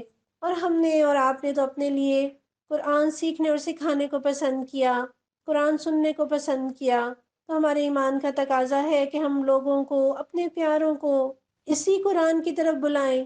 ہم خواتین تو خاص طور پر چلتا پھرتا اشتہار ہیں، اور اس سارے بازار اور بازاروں میں چلنے والے کاروبار عورتوں کے ذریعے ہی سے تو چل رہے ہیں۔ ہر وقت ہم ایڈورٹائزمنٹ کر رہے ہوتے ہیں کہ فلاں جگہ کا کپڑا اچھا، فلاں کی قیمت اچھی، فلاں دکان اچھی، فلاں کی چیز اچھی، فلاں ڈاکٹر اچھا، اس کا علاج اچھا۔ اور ہم لوگوں کو کیوں بتاتے ہیں؟ ہمیں لوگوں سے ہمدردی ہے اور ہم جانتے ہیں کہ یہ اس کے فائدے کی چیز ہوگی۔ تو دین کی بات اگر مجھے اور آپ کو اچھی لگتی ہے، فائدے کی لگتی ہے، اور ہمیں لگتا ہے کہ یہ لوگوں کی ضرورت ہے، تو کیوں نہ لوگوں کو بتائیں، کیوں نہ انہیں اطلاع دیں۔ اور اگر ہم اطلاع نہیں دیتے یا نہیں بتاتے، اس کا مطلب ہے یا تو وہ ہمیں اچھی نہیں لگی یا ہمیں لوگوں سے کوئی واقعی ہمدردی یا محبت نہیں۔ اللہ ہمیں بھی ان جنوں جیسا ایمان دے دے کہ ہم ان کی طرح خبردار کرنے والے بن کر اپنے لوگوں کی طرف پلٹیں، ہر کوئی اپنی ذمہ داری ادا کرے تاکہ معاشرہ سنورے۔ قالوا یا قومنا سمعنا کتابا انزل من بعد موسى مصدقا لما بین یدیہ یہدی الی الحق والی طریق مستقیم۔ انہوں نے جا کر کہا اے ہماری قوم کے لوگوں، ہم نے ایک کتاب سنی ہے جو موسیٰ علیہ السلام کے بعد نازل کی گئی ہے، تصدیق کرنے والی ہے اپنے سے پہلے آئی ہوئی کتابوں کی، رہنمائی کرتی ہے حق و راہ راست کی طرف۔ یا قومنا اجیبوا داعی اللہ وآمنوا به یغفر لکم من ذنوبکم ویجرکم من عذاب علیم۔ اے ہماری قوم کے لوگوں، اللہ کی طرف بلانے والے کی دعوت قبول کر لو اور اس پر ایمان لے آؤ، اللہ تمہارے گناہوں سے درگزر فرمائے گا اور تمہیں عذاب علیم سے بچا دے گا۔ تھوڑا اور غور کیجئے کہ انہوں نے قرآن سنا، انہیں عربی آتی ہوگی تبھی تلاوت سے سمجھ گئے ہوں گے۔ ہم جو اتنا قرآن پڑھتے اور پڑھاتے اور تراویح میں سنتے ہیں، کروڑوں قرآن ختم ہوتے ہیں ایک رمضان میں، لیکن تبدیلی نہیں آتی، اس کی کیا وجہ ہے؟ یہی وجہ ہے کہ وہ قرآن ہمارے سر کے اوپر سے گزرتا ہے، ہم اس کا مطلب نہیں جانتے، ہمیں نہیں معلوم کہ ہم سے کیا کہا جا رہا ہے۔ اللہ ہمیں قرآن کو سمجھ کر پڑھنے کی توفیق دے۔ اور کتنی بشارت ہے کہ مان جائیں تو پچھلے سارے معاف ہو جائیں گے۔ وَمَن لَا يُجِبْ دَاعِيَ اللَّهِ فَلَيْسَ بِمُعْجِزٍ فِي الْأَرْضِ وَلَيْسَ لَهُ مِن دُونِهِ أَوْلِيَاءُ۔ اور جو کوئی اللہ کے داعی کی بات نہ مانے، وہ نہ زمین میں خود کوئی بل بوتا رکھتا ہے کہ اللہ کو زج کر دے، اور نہ اس کے کوئی ایسے حامی و سرپرست ہیں کہ اللہ سے اس کو بچا لیں۔ اولئک فی ضلال مبین، ایسے لوگ کھلی گمراہی میں پڑے ہوئے ہیں۔ اولم يروا ان الله الذي خلق السماوات والارض ولم يعي بخلقهن بقادر على ان يحيي الموتى۔ کیا ان لوگوں کو یہ سجھائی نہیں دیتا کہ جس خدا نے یہ زمین اور آسمان پیدا کیے ہیں اور ان کے بناتے ہوئے جو نہ تھکا، وہ ضرور اس بات پر قادر ہے کہ مردوں کو جلا اٹھائے۔ بلا انہ علی کل شیء قدیر، کیوں نہیں، یقیناً وہ ہر چیز کی قدرت رکھتا ہے۔ وَيَوْمَ يُعْرَضُ الَّذِينَ كَفَرُوا عَلَى النَّارِ، جس روز یہ کافر آگ کے سامنے لائے جائیں گے، اس وقت ان سے پوچھا جائے گا الیس ھذا بالحق، کیا یہ حق نہیں؟ قالوا بلی وربنا، یہ کہیں گے ہاں ہمارے رب کی قسم یہ واقعی حق ہے۔ قال فذوقوا العذاب بما کنتم تکفرون، اللہ فرمائیں گے اچھا تو اب عذاب کا مزہ چکھو اپنے اس انکار کی پاداش میں جو تم کرتے رہے تھے۔ فاصبر کما صبر اولو العزم من الرسل ولا تستعجل لهم، بس اے نبی صلی اللہ علیہ وسلم صبر کیجئے جس طرح اولو العزم رسولوں نے صبر کیا ہے، اور ان کے معاملے میں جلدی نہ کیجئے۔ کَأَنَّهُمْ يَوْمَ يَرَوْنَ مَا يُوعَدُونَ، جس روز یہ لوگ اس چیز کو دیکھ لیں گے جس کا انہیں خوف دلایا جا رہا ہے، تو انہیں یوں معلوم ہوگا لَمْ يَلْبَثُوا إِلَّا سَاعَةً مِّن نَّهَارٍ، کہ جیسے دنیا میں دن کی ایک گھڑی بھر سے زیادہ نہیں رہے تھے۔ بلاغ، بات پہنچا دی گئی، فَهَلْ يُهْلَكُ إِلَّا الْقَوْمُ الْفَاسِقُونَ، اب کیا نافرمان لوگوں کے سوا اور کوئی ہلاک ہوگا؟ اللہ ہمیں نیکیوں کے لیے زندہ رکھے اور نیکی کی حالت میں اس دنیا سے اٹھائے۔ سورہ محمد ان ابتدائی صورتوں میں سے ہے جو ہجرت کے بعد مدینہ میں نازل ہوئیں، اور اس میں مسلمانوں کو جنگ کرنے کے لیے ترغیب دی گئی۔ ہم نے بہت سے انبیاء کے ناموں پر صورتیں پڑھی ہیں: سورہ یونس، سورہ ہود، سورہ یوسف، سورہ ابراہیم، اور اب سورہ محمد صلی اللہ علیہ وسلم، اور اس کا دوسرا مشہور نام سورہ قتال بھی ہے۔ اس سے ہمیں یہ بات سمجھ میں آتی ہے کہ محمد صلی اللہ علیہ وسلم کا دین صرف نماز، روزے اور حج کا دین نہیں، بلکہ جہاد اور قتال بھی آپ کا دین ہے۔ آئیے سورت کو شروع کرتے ہیں۔ بسم اللہ الرحمن الرحیم۔ الذین کفروا وصدوا عن سبیل اللہ اضل اعمالهم، جن لوگوں نے کفر کیا اور اللہ کے راستے سے روکا، اللہ نے ان کے اعمال کو رائیگاں کر دیا۔ آپ دیکھ رہے ہیں سورت کا آغاز کس طرح سے بالکل غیر معمولی انداز ہے، کوئی حروف مقطعات نہیں، کوئی تمہید نہیں، ڈائریکٹ اللہ تعالیٰ کہہ رہے ہیں کہ جن لوگوں نے کفر کیا اور اللہ کے راستے سے روکا، اللہ نے ان کے اعمال ضائع کر دیے۔ اور یہ صدن خود رکنے کے معنی میں بھی ہے اور دوسروں کو روکنے کے معنی میں بھی، یعنی خود بھی رکے اور دوسروں کو بھی روکتے رہے۔ اور کفار کس طرح سے اللہ کے راستے سے لوگوں کو روکتے تھے؟ مذاق اڑا کے، وسوسے ڈال کے، شبہات پیدا کر کے، نت نئے الزامات لگا کر، نیتوں پر شک کر کے، اور کبھی یوں کرتے کہ صبح ایمان لے آؤ اور شام کو انکار کر دو، تاکہ لوگوں کو بتائیں کہ ہم نے تو جا کر دیکھ لیا، ان کے اندر تو کوئی خیر نہیں، اور اگر خیر ہوتی تو ہم تو بڑے سمجھدار لوگ ہیں، ہم پہلے ہی ان کی دعوت کو قبول کر لیتے۔ اور یوں بھی روکا کہ ظلم و ستم ڈھائے، ایسے حالات بنا دیے کہ ایمان پر چلنا ان کے لیے مشکل ہو جائے۔ تو یہ لوگ تو کافر ہیں۔ مجھے اور آپ کو اپنا جائزہ لینا ہے، کہیں میں اور آپ تو لوگوں کو دین کے راستے سے روکنے والے نہیں بن رہے۔ کسی کو پردے سے روکنا، کسی کو داڑھی سے روکنا، کسی کو درسوں میں جانے پر ناراض ہونا، کسی کو غلط رسومات اور غلط عقیدے پر جمنے کے لیے کہنا، دانستہ یا نادانستہ۔ ہم کئی لوگوں کو اللہ کے راستے سے روک تو نہیں رہے، کسی کا مذاق اڑا رہے ہوں، کسی کی نیتوں پر شک کر رہے ہوں، وسوسے ڈال رہے ہوں، پروپیگنڈا کر رہے ہوں، کسی کا دل برا کر رہے ہوں۔ بہت غور کرنے کی بات ہے، کیونکہ اس کی سزا بڑی سخت ہے۔ اللہ تعالیٰ فرما رہے ہیں اللہ ان کی ساری نیکیوں کو برباد کر دے گا، اور ہمارا کام تو یہ ہے کہ لوگوں کو نیکی کی طرف لائیں، دین کے راستے پہ لائیں، کجا ہم دوسروں کو دین کے راستے سے روکیں؟ انشاءاللہ ایسا نہیں ہوگا۔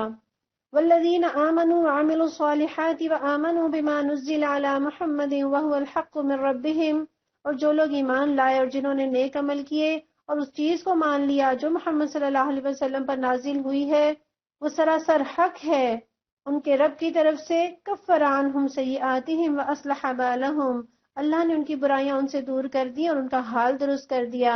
یہاں اللہ تعالیٰ نے ایک بات تو یہ بتائی کہ وہ اس چیز کو مانتے ہیں جو محمد صلی اللہ علیہ وسلم پر نازل ہوئی۔ محمد صلی اللہ علیہ وسلم پر کیا نازل ہوا؟ قرآن نازل ہوا، اور قرآن کے علاوہ آپ پر کیا چیز نازل ہوئی؟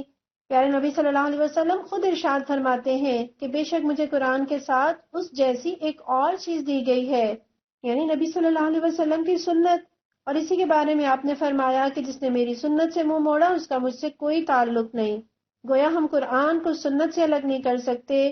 قرآن کو سمجھنا ہے تو سنت کو سمجھنا ہوگا، اور سنت بھی ہم قرآن کے بغیر نہیں سمجھ سکتے۔ یہ دونوں ایک دوسرے کے ساتھ لازم و ملزوم ہیں۔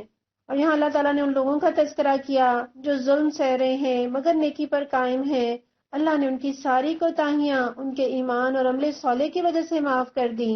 سیدنا عمرو بن عاص رضی اللہ عنہ بیان کرتے ہیں کہ میں نے اللہ کے نبی صلی اللہ علیہ وسلم کے حضور میں حاضر ہو کر عرض کی کہ اپنا داہنا ہاتھ آگے بڑھائیے تاکہ میں آپ سے اسلام پر بیعت کروں۔ آپ نے اپنا ہاتھ بڑھایا تو میں نے اپنا ہاتھ کھینچ لیا۔ اللہ کے نبی نے فرمایا اے عمرو تجھے کیا ہوا؟ میں نے کہا دراصل میں ایک شرط عائد کرنا چاہتا ہوں۔ آپ نے فرمایا کون سی شرط؟ میں نے کہا یہ شرط کہ میرے تمام پچھلے گناہ معاف ہو جائیں گے۔ آپ نے فرمایا اے عمرو کیا تو نہیں جانتا کہ اسلام پہلے کے تمام گناہوں کو مٹا دیتا ہے؟ اسی طرح ہجرت پہلے تمام گناہوں کو مٹا دیتی ہے، اور حج بھی پہلے تمام گناہوں کو ختم کر دیتا ہے۔ تو یہ بشارتیں ہیں ان لوگوں کے لیے جو کفر سے اسلام کی طرف آتے ہیں، اور ان کے لیے بھی جو جہالت سے، بے خبری سے، جو غیر شعوری مسلمان تھے، جہالت میں تھے، پتہ نہیں تھا، جانتے نہیں تھے، احساس نہیں تھا، لیکن پھر شعوری اسلام قبول کیا۔ یقیناً ان کے حق میں بھی نبی صلی اللہ علیہ وسلم کی ایسی ہی بشارتیں ہیں۔ اور یہاں یہ جو لفظ آیا ہے نا اصلح بالہم، یہ ہم ایک دعا میں بھی استعمال کرتے ہیں. آپ کو یاد ہے کسی کو کوئی دعا ایسی جس میں اصلح بالہم آتا ہو؟ چلیں آپ کو سناتی ہوں. سیدنا ابو ہریرہ رضی اللہ عنہ بیان کرتے ہیں کہ رسول اللہ صلی اللہ علیہ وسلم نے فرمایا جب تم میں سے کوئی چھینکے تو الحمدللہ کہے، اور اس کا بھائی یا ساتھی اس کے لیے یرحمک اللہ کہے.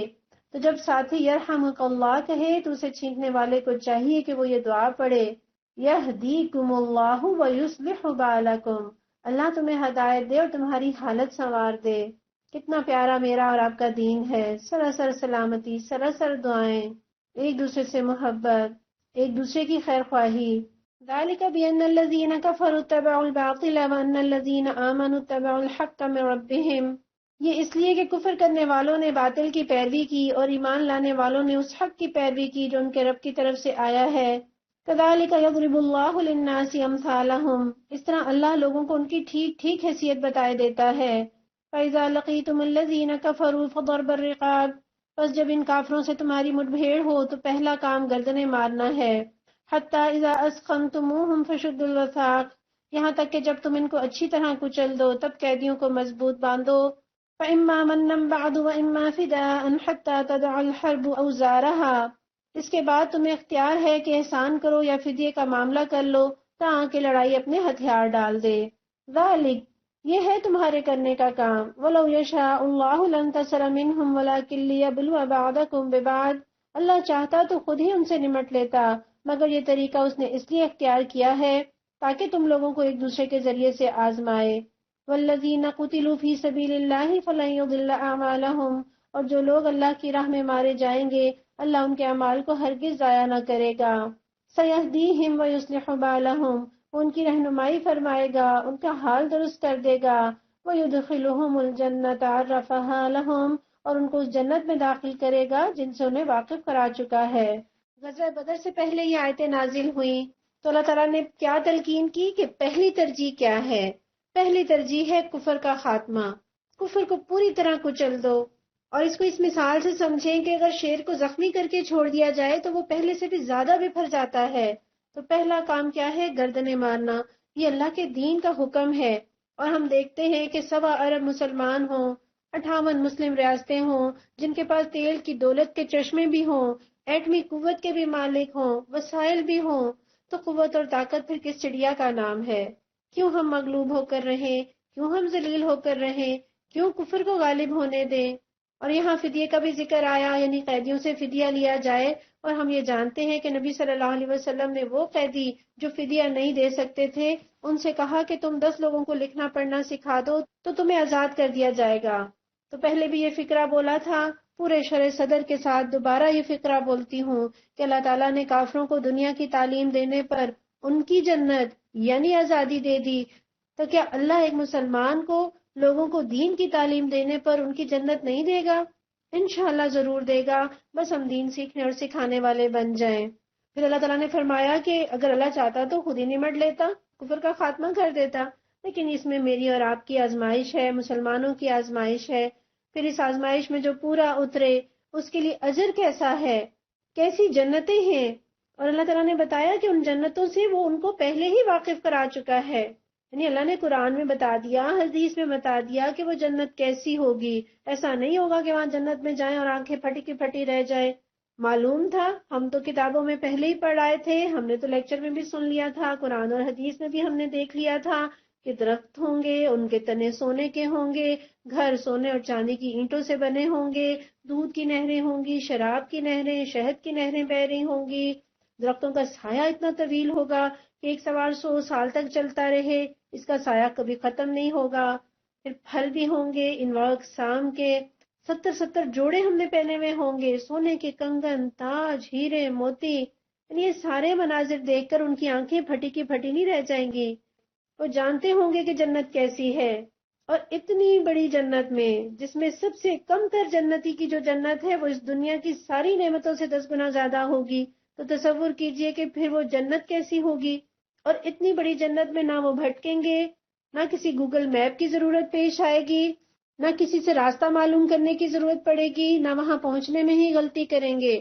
اتنی وسعتوں والی جنت میں جنتی اپنے محل کو، اپنے باغ کو، اپنے مقام کو اس طرح پہنچیں گے گویا وہ اپنی پیدائش سے وہیں پر مقیم تھے۔ آپ صلی اللہ علیہ وسلم نے فرمایا، قسم اللہ کی، جس طرح تم میں سے ہر ایک اپنے دنیاوی گھر کی راہ جانتا ہے اور گھر کو پہچانتا ہے، اس سے بہت زیادہ لوگ اپنی منزل اور اپنی جگہ سے واقف ہوں گے۔ مراد ہے جنتی لوگ۔ اللہم اجعلنا منہم، اللہ ہمیں ان میں شامل کر دے۔ یا ایہا الذین آمنوا ان تنصروا اللہ ینصرکم ویثبت اقدامکم، اے لوگو جو ایمان لائے ہو، اگر تم اللہ کی مدد کرو گے تو وہ تمہاری مدد کرے گا اور تمہارے قدم مضبوط جما دے گا۔ والذین کفروا فتعصل لهم واضل اعمالهم، رہے وہ لوگ جنہوں نے کفر کیا ہے تو ان کے لیے ہلاکت ہے اور اللہ نے ان کے اعمال کو بھٹکا دیا ہے۔ ذالک بانہم کرہوا ما انزل اللہ فاحبط اعمالهم، کیونکہ انہوں نے اس چیز کو ناپسند کیا ہے جسے اللہ نے نازل کیا ہے، لہٰذا اللہ نے ان کے اعمال ضائع کر دیے۔ افلم یسیروا فی الارض فینظروا کیف کان عاقبۃ الذین من قبلہم، کیا وہ زمین میں چلے پھرے نہ تھے کہ ان لوگوں کا انجام دیکھتے جو ان سے پہلے گزر چکے ہیں۔ دمر اللہ علیہم، اللہ نے ان کا سب کچھ ان پر الٹ دیا۔ وللکافرین امثالها، اور ایسے ہی نتائج ان کافروں کے لیے مقدر ہیں۔ ذالک بان اللہ مولی الذین آمنوا وان الکافرین لا مولی لهم، یہ اس لیے کہ ایمان لانے والوں کا حامی و ناصر اللہ ہے اور کافروں کا حامی و ناصر کوئی نہیں۔ غزوہ احد میں جب نبی صلی اللہ علیہ وسلم زخمی ہو کر چند صحابہ کے ساتھ ایک گھاٹی میں ٹھہرے ہوئے تھے، اس وقت ابو سفیان نے نعرہ لگایا، لنا عزا ولا عزا لکم، ہمارے پاس عزا ہے اور تمہارا کوئی عزا نہیں۔ اس پر نبی صلی اللہ علیہ وسلم نے صحابہ سے فرمایا، اسے جواب دو، اللہ مولانا ولا مولا لکم، ہمارا حامی و ناصر اللہ ہے اور تمہارا حامی و ناصر کوئی نہیں۔ آیت کے اس حصے کو دوبارہ دہرا لیجئے، ان تنصروا اللہ ینصرکم، اللہ نے فرمایا اگر تم اللہ کی مدد کرو گے وہ تمہاری مدد کرے گا۔ اللہ جو اتنی بڑی دنیا، اتنی بڑی کائنات کا بادشاہ ہے، وہ مجھ جیسی، آپ جیسی کمزور ہستی سے مدد طلب کر رہا ہے، اور یہ اس لیے نہیں کہ اللہ محتاج ہے، یہ اس لیے کہ اللہ تعالیٰ مجھے اور آپ کو یہ فضیلت دینا چاہتے ہیں، یہ اعزاز اور درجے دینا چاہتے ہیں۔ ہمیں کوئی دنیا کا بادشاہ بلائے تو صحیح کہ ذرا آؤ، مجھے تمہاری ہیلپ کی ضرورت ہے، بھاگے بھاگے نہ جائیں تو نام بدل دیجئے۔ اور وہ رب جو سارے بادشاہوں کا بادشاہ ہے، وہ بلائے کہ میری مدد کرو اور ہم مصروفیات کے بہانے بنائیں، یہ نہیں ہو سکتا۔ اور ہم نے تو قرآن پڑھا اور اس میں ہم نے دو طرز عمل دیکھے، ایک طائف والے تھے کہ جنہوں نے پتھر مارے، اور ایک ہم نے جنوں کا طرز عمل دیکھا کہ جب انہوں نے قرآن سنا تو انہوں نے کیسا رویہ اپنایا۔ خدا کا شکر ہے کہ طائف والے جیسے تو ہم نہیں، لیکن ہم ان جنوں جیسے بھی نہیں بن پائے کہ جو قرآن سننے کے بعد لوگوں کو خبردار کرنے والے بن کر پلٹے۔ تو طے کر لیجئے اپنے لیے کہ میں نے دین سیکھا ہے، میں نے قرآن سنا ہے، اور میرا یہ قرآن، میرا یہ دین، میرا یہ ایمان مجھ سے یہ تقاضا کرتا ہے کہ جس چیز کو حق جانا ہے دنیا کو بتائیں گے کہ یہ حق ہے، یہ سچ ہے، ہم لوگوں کی رہنمائی کریں گے، ہم ان سے خیر خواہی کریں گے، اور سب سے بڑی خیر خواہی اور محبت کیا ہے کہ انہیں دین کے رستے پر لے آئیں۔ اور یہ اللہ کی مدد ہے، اللہ اسے اپنی مدد گردانتا ہے، اور اس کے نتیجے میں اللہ تعالیٰ بتاتے ہیں کہ میں تمہارے کام کروں گا، میں تمہاری مدد کروں گا۔ ہم میں سے کس کو اللہ کی مدد نہیں چاہیے؟ اور اللہ کی مدد کے بغیر تو میں اور آپ کر بھی کیا سکتے ہیں؟ تو بس اللہ کی دین کی مدد کے لیے اپنے آپ کو تیار کر لیں، اللہ ہمارے کام کر دے گا انشاءاللہ العزیز۔ اور اللہ تعالیٰ نے یہ اجر بھی بتایا کہ وہ تمہارے قدموں کو مضبوط جما دے گا، یعنی دین کی جب مدد کریں گے تو دین کا ماحول بنے گا، جب دین کا ماحول بنے گا نا تو پھر ہمارا قدم بھی دین پر مضبوط جمے گا۔ آج ہم کیوں لڑکتے رہتے ہیں؟ اس لیے کہ ہمارے ارد گرد دین کا ماحول نہیں ہے، پھر ہم بھی پھسل جاتے ہیں۔ تو اپنے ارد گرد خاندان میں، معاشرے میں دین کا ماحول بنائیے تاکہ ہمارے لیے اور ہماری نسلوں کے لیے دین پر جمنا آسان ہو جائے، اور دین کی مدد کرنے سے نقصان نہیں ہوتا۔ ایک صحابی بیان کرتے ہیں کہ رسول اللہ صلی اللہ علیہ وسلم نے فرمایا، ایک عورت مسلمانوں کے ساتھ کسی سریا میں نکلی، یعنی کسی مہم میں گئی، اس کی 12 بکریاں اور ایک چرخہ تھا جس کے ساتھ وہ سوت کاٹتی تھی۔ جب وہ واپس آئی تو اس نے اپنی بکریوں میں سے ایک بکری اور اپنا چرخہ گم پایا۔ اس نے دعا شروع کی، اے میرے رب، تو نے ضمانت دی ہے جو کوئی تیرے راستے میں نکلے گا تو تو اس کی حفاظت کرے گا، یعنی اس کے گھر کی حفاظت کرے گا، سو میری ایک بکری اور چرخا گم ہو گیا ہے، میں تجھے اپنی بکری اور چرخے کے بارے میں قسم دیتی ہوں کہ انہیں لوٹا دے۔ پھر رسول اللہ صلی اللہ علیہ وسلم نے اس عورت کا اپنے رب تبارک و تعالیٰ سے گریہ ازاری کی شدت کو بیان کیا اور فرمایا کہ صبح کے وقت اسے اس کی بکری اور اس کی مثل ایک اور بکری، اس کا چرخا اور اس کی مثل ایک اور چرخا مل گیا۔ سبحان اللہ، یہ ہے اللہ کے وعدے۔ ان اللہ يدخل الذین آمنوا وعملوا الصالحات جنات تجری من تحتها الانہار، ایمان لانے والوں اور نیک عمل کرنے والوں کو اللہ ان جنتوں میں داخل کرے گا جن کے نیچے نہریں بہتی ہیں۔ والذین کفروا یتمتعون ویأکلون کما تأکل الانعام والنار مثوی لہم، اور کفر کرنے والے بس دنیا کی چند روزہ زندگی کے مزے لوٹ رہے ہیں، جانوروں کی طرح کھا پی رہے ہیں، اور ان کا آخری ٹھکانہ جہنم ہے۔ یعنی جس طرح جانور کو تمیز نہیں کہ اس کے سامنے جو چارہ ہے یہ حلال ذریعے سے آیا ہے یا حرام سے، یہ میرا اپنا ہے یا کسی اور کا ہے، یہ جس نے دیا ہے اس کے کچھ حقوق بھی میرے اوپر عائد ہوتے ہیں یا نہیں، اسے بس اپنے پیٹ کو بھرنے کی فکر ہے۔ اگر انسان بھی یہی رویہ اختیار کر لے تو اس میں اور جانور میں کیا فرق ہے؟ تو میری اور آپ کی زندگی کا مقصد صرف کھانا پینا نہیں ہے۔ اسی لیے پیارے نبی صلی اللہ علیہ وسلم نے فرمایا کہ مومن ایک آنت میں کھاتا ہے اور کافر 7 آنتوں میں کھاتا ہے۔ یہ مسلم کی روایت ہے۔ اور آج بالکل اپوزٹ ہمیں نظر آتا ہے، مسلمان بس کھانا پینا، کوکنگ چینلز، یہ ڈش اور وہ ڈش، اور ہم اتنا ہی دیکھتے ہیں کہ جو لوگ انگریز ہیں ان کی خوراک کس قدر سادہ ہے۔ تو ہمیں اپنے طرز عمل پر غور کرنے کی ضرورت ہے۔ وَكَأَيٍّ مِّن قَرْيَةٍ هِيَ أَشَدُّ قُوَّةً مِّن قَرْيَتِكَ الَّتِي أَخْرَجَتْكَ أَهْلَكْنَاهُمْ فَلَا نَاصِرَ لَهُمْ۔ اے نبی صلی اللہ علیہ وسلم، کتنی ہی بستیاں ایسی گزر چکی ہیں جو آپ کی اس بستی سے بہت زیادہ زور آور تھیں جس نے آپ کو نکال دیا ہے۔ أَهْلَكْنَاهُمْ فَلَا نَاصِرَ لَهُمْ، انہیں ہم نے اس طرح ہلاک کیا کہ کوئی ان کا بچانے والا نہ تھا۔ أَفَمَنْ كَانَ عَلَى بَيِّنَةٍ مِّن رَّبِّهِ كَمَنْ زُيِّنَ لَهُ سُوءُ عَمَلِهِ وَاتَّبَعُوا أَهْوَاءَهُمْ، بھلا کہیں ایسا ہو سکتا ہے جو اپنے رب کی طرف سے ایک صاف اور صریح ہدایت پر ہو، وہ ان لوگوں کی طرح ہو جائے جن کے لیے ان کا برا عمل خوشنما بنا دیا گیا ہو اور وہ اپنی خواہشات کے پیرو بن گئے ہوں۔ یہاں آیت نمبر 13 میں آپ نے نبی صلی اللہ علیہ وسلم کا درد محسوس کیا کہ لوگوں نے انہیں ان کے وطن سے نکال دیا تھا۔ ترمذی کے اندر آتا ہے رسول اللہ صلی اللہ علیہ وسلم نے ہجرت کے موقع پر مکہ کو مخاطب کرتے ہوئے یہ الفاظ ارشاد فرمائے تھے کہ اللہ کی قسم، تو اللہ کے نزدیک سب سے بہتر اور محبوب زمین ہے، اگر تیرے باشندے مجھے یہاں سے نکل جانے پر مجبور نہ کر دیتے تو میں تجھے کبھی نہ چھوڑتا۔ اور پھر اگلی آیت میں اللہ تعالیٰ نے بتایا کہ برا عمل خوشنما بن جایا کرتا ہے۔ یہ کیسے؟ جب اندھیرا ہوتا ہے تو دیکھیں سانپ اور رسی کا فرق نظر نہیں آتا، بڑے بڑے سانپ یعنی گناہوں کو پکڑے ہوئے ہیں، اور چونکہ قرآن کی روشنی نہیں، علم کی روشنی نہیں، اس لیے وہ چیزیں جو بری ہیں لیکن ہمیں بری دکھائی نہیں دے رہی۔ علامہ ابن جوزی رحمۃ اللہ علیہ فرماتے ہیں کہ جان لو ابلیس کا لوگوں پر سب سے پہلا دھوکہ یہ ہے کہ وہ لوگوں کو علم سے روکتا ہے، کیونکہ علم نور ہے، اور جب وہ علم کے چراغوں کو بجھا دیتا ہے تو وہ اندھیرے میں لوگوں کو جیسے چاہے ٹھوکریں لگواتا ہے۔ قرآن پڑھتے ہیں، دین سیکھتے ہیں تو پتہ چلتا ہے کہ ہم تو ان چیزوں کو بہت اچھا سمجھتے تھے، جن روایات کے ساتھ ہم چپکے ہوئے تھے ان میں سے کئی ایسی ہیں جو صریحاً گناہ ہیں، یا جن گناہوں کو ہم معمولی سمجھ رہے تھے مگر وہ تو اللہ کے نزدیک بہت بڑے بڑے گناہ ہیں۔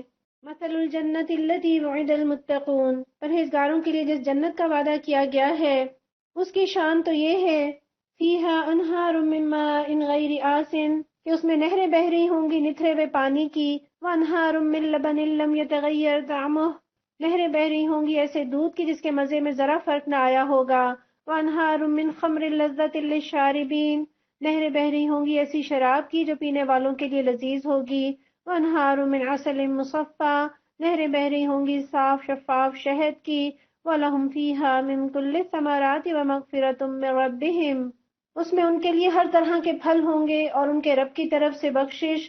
کمن ہوا خالد فی النار، کیا وہ شخص جس کے حصے میں یہ جنت آنے والی ہے ان لوگوں کی طرح ہو سکتا ہے جو جہنم میں ہمیشہ رہیں گے؟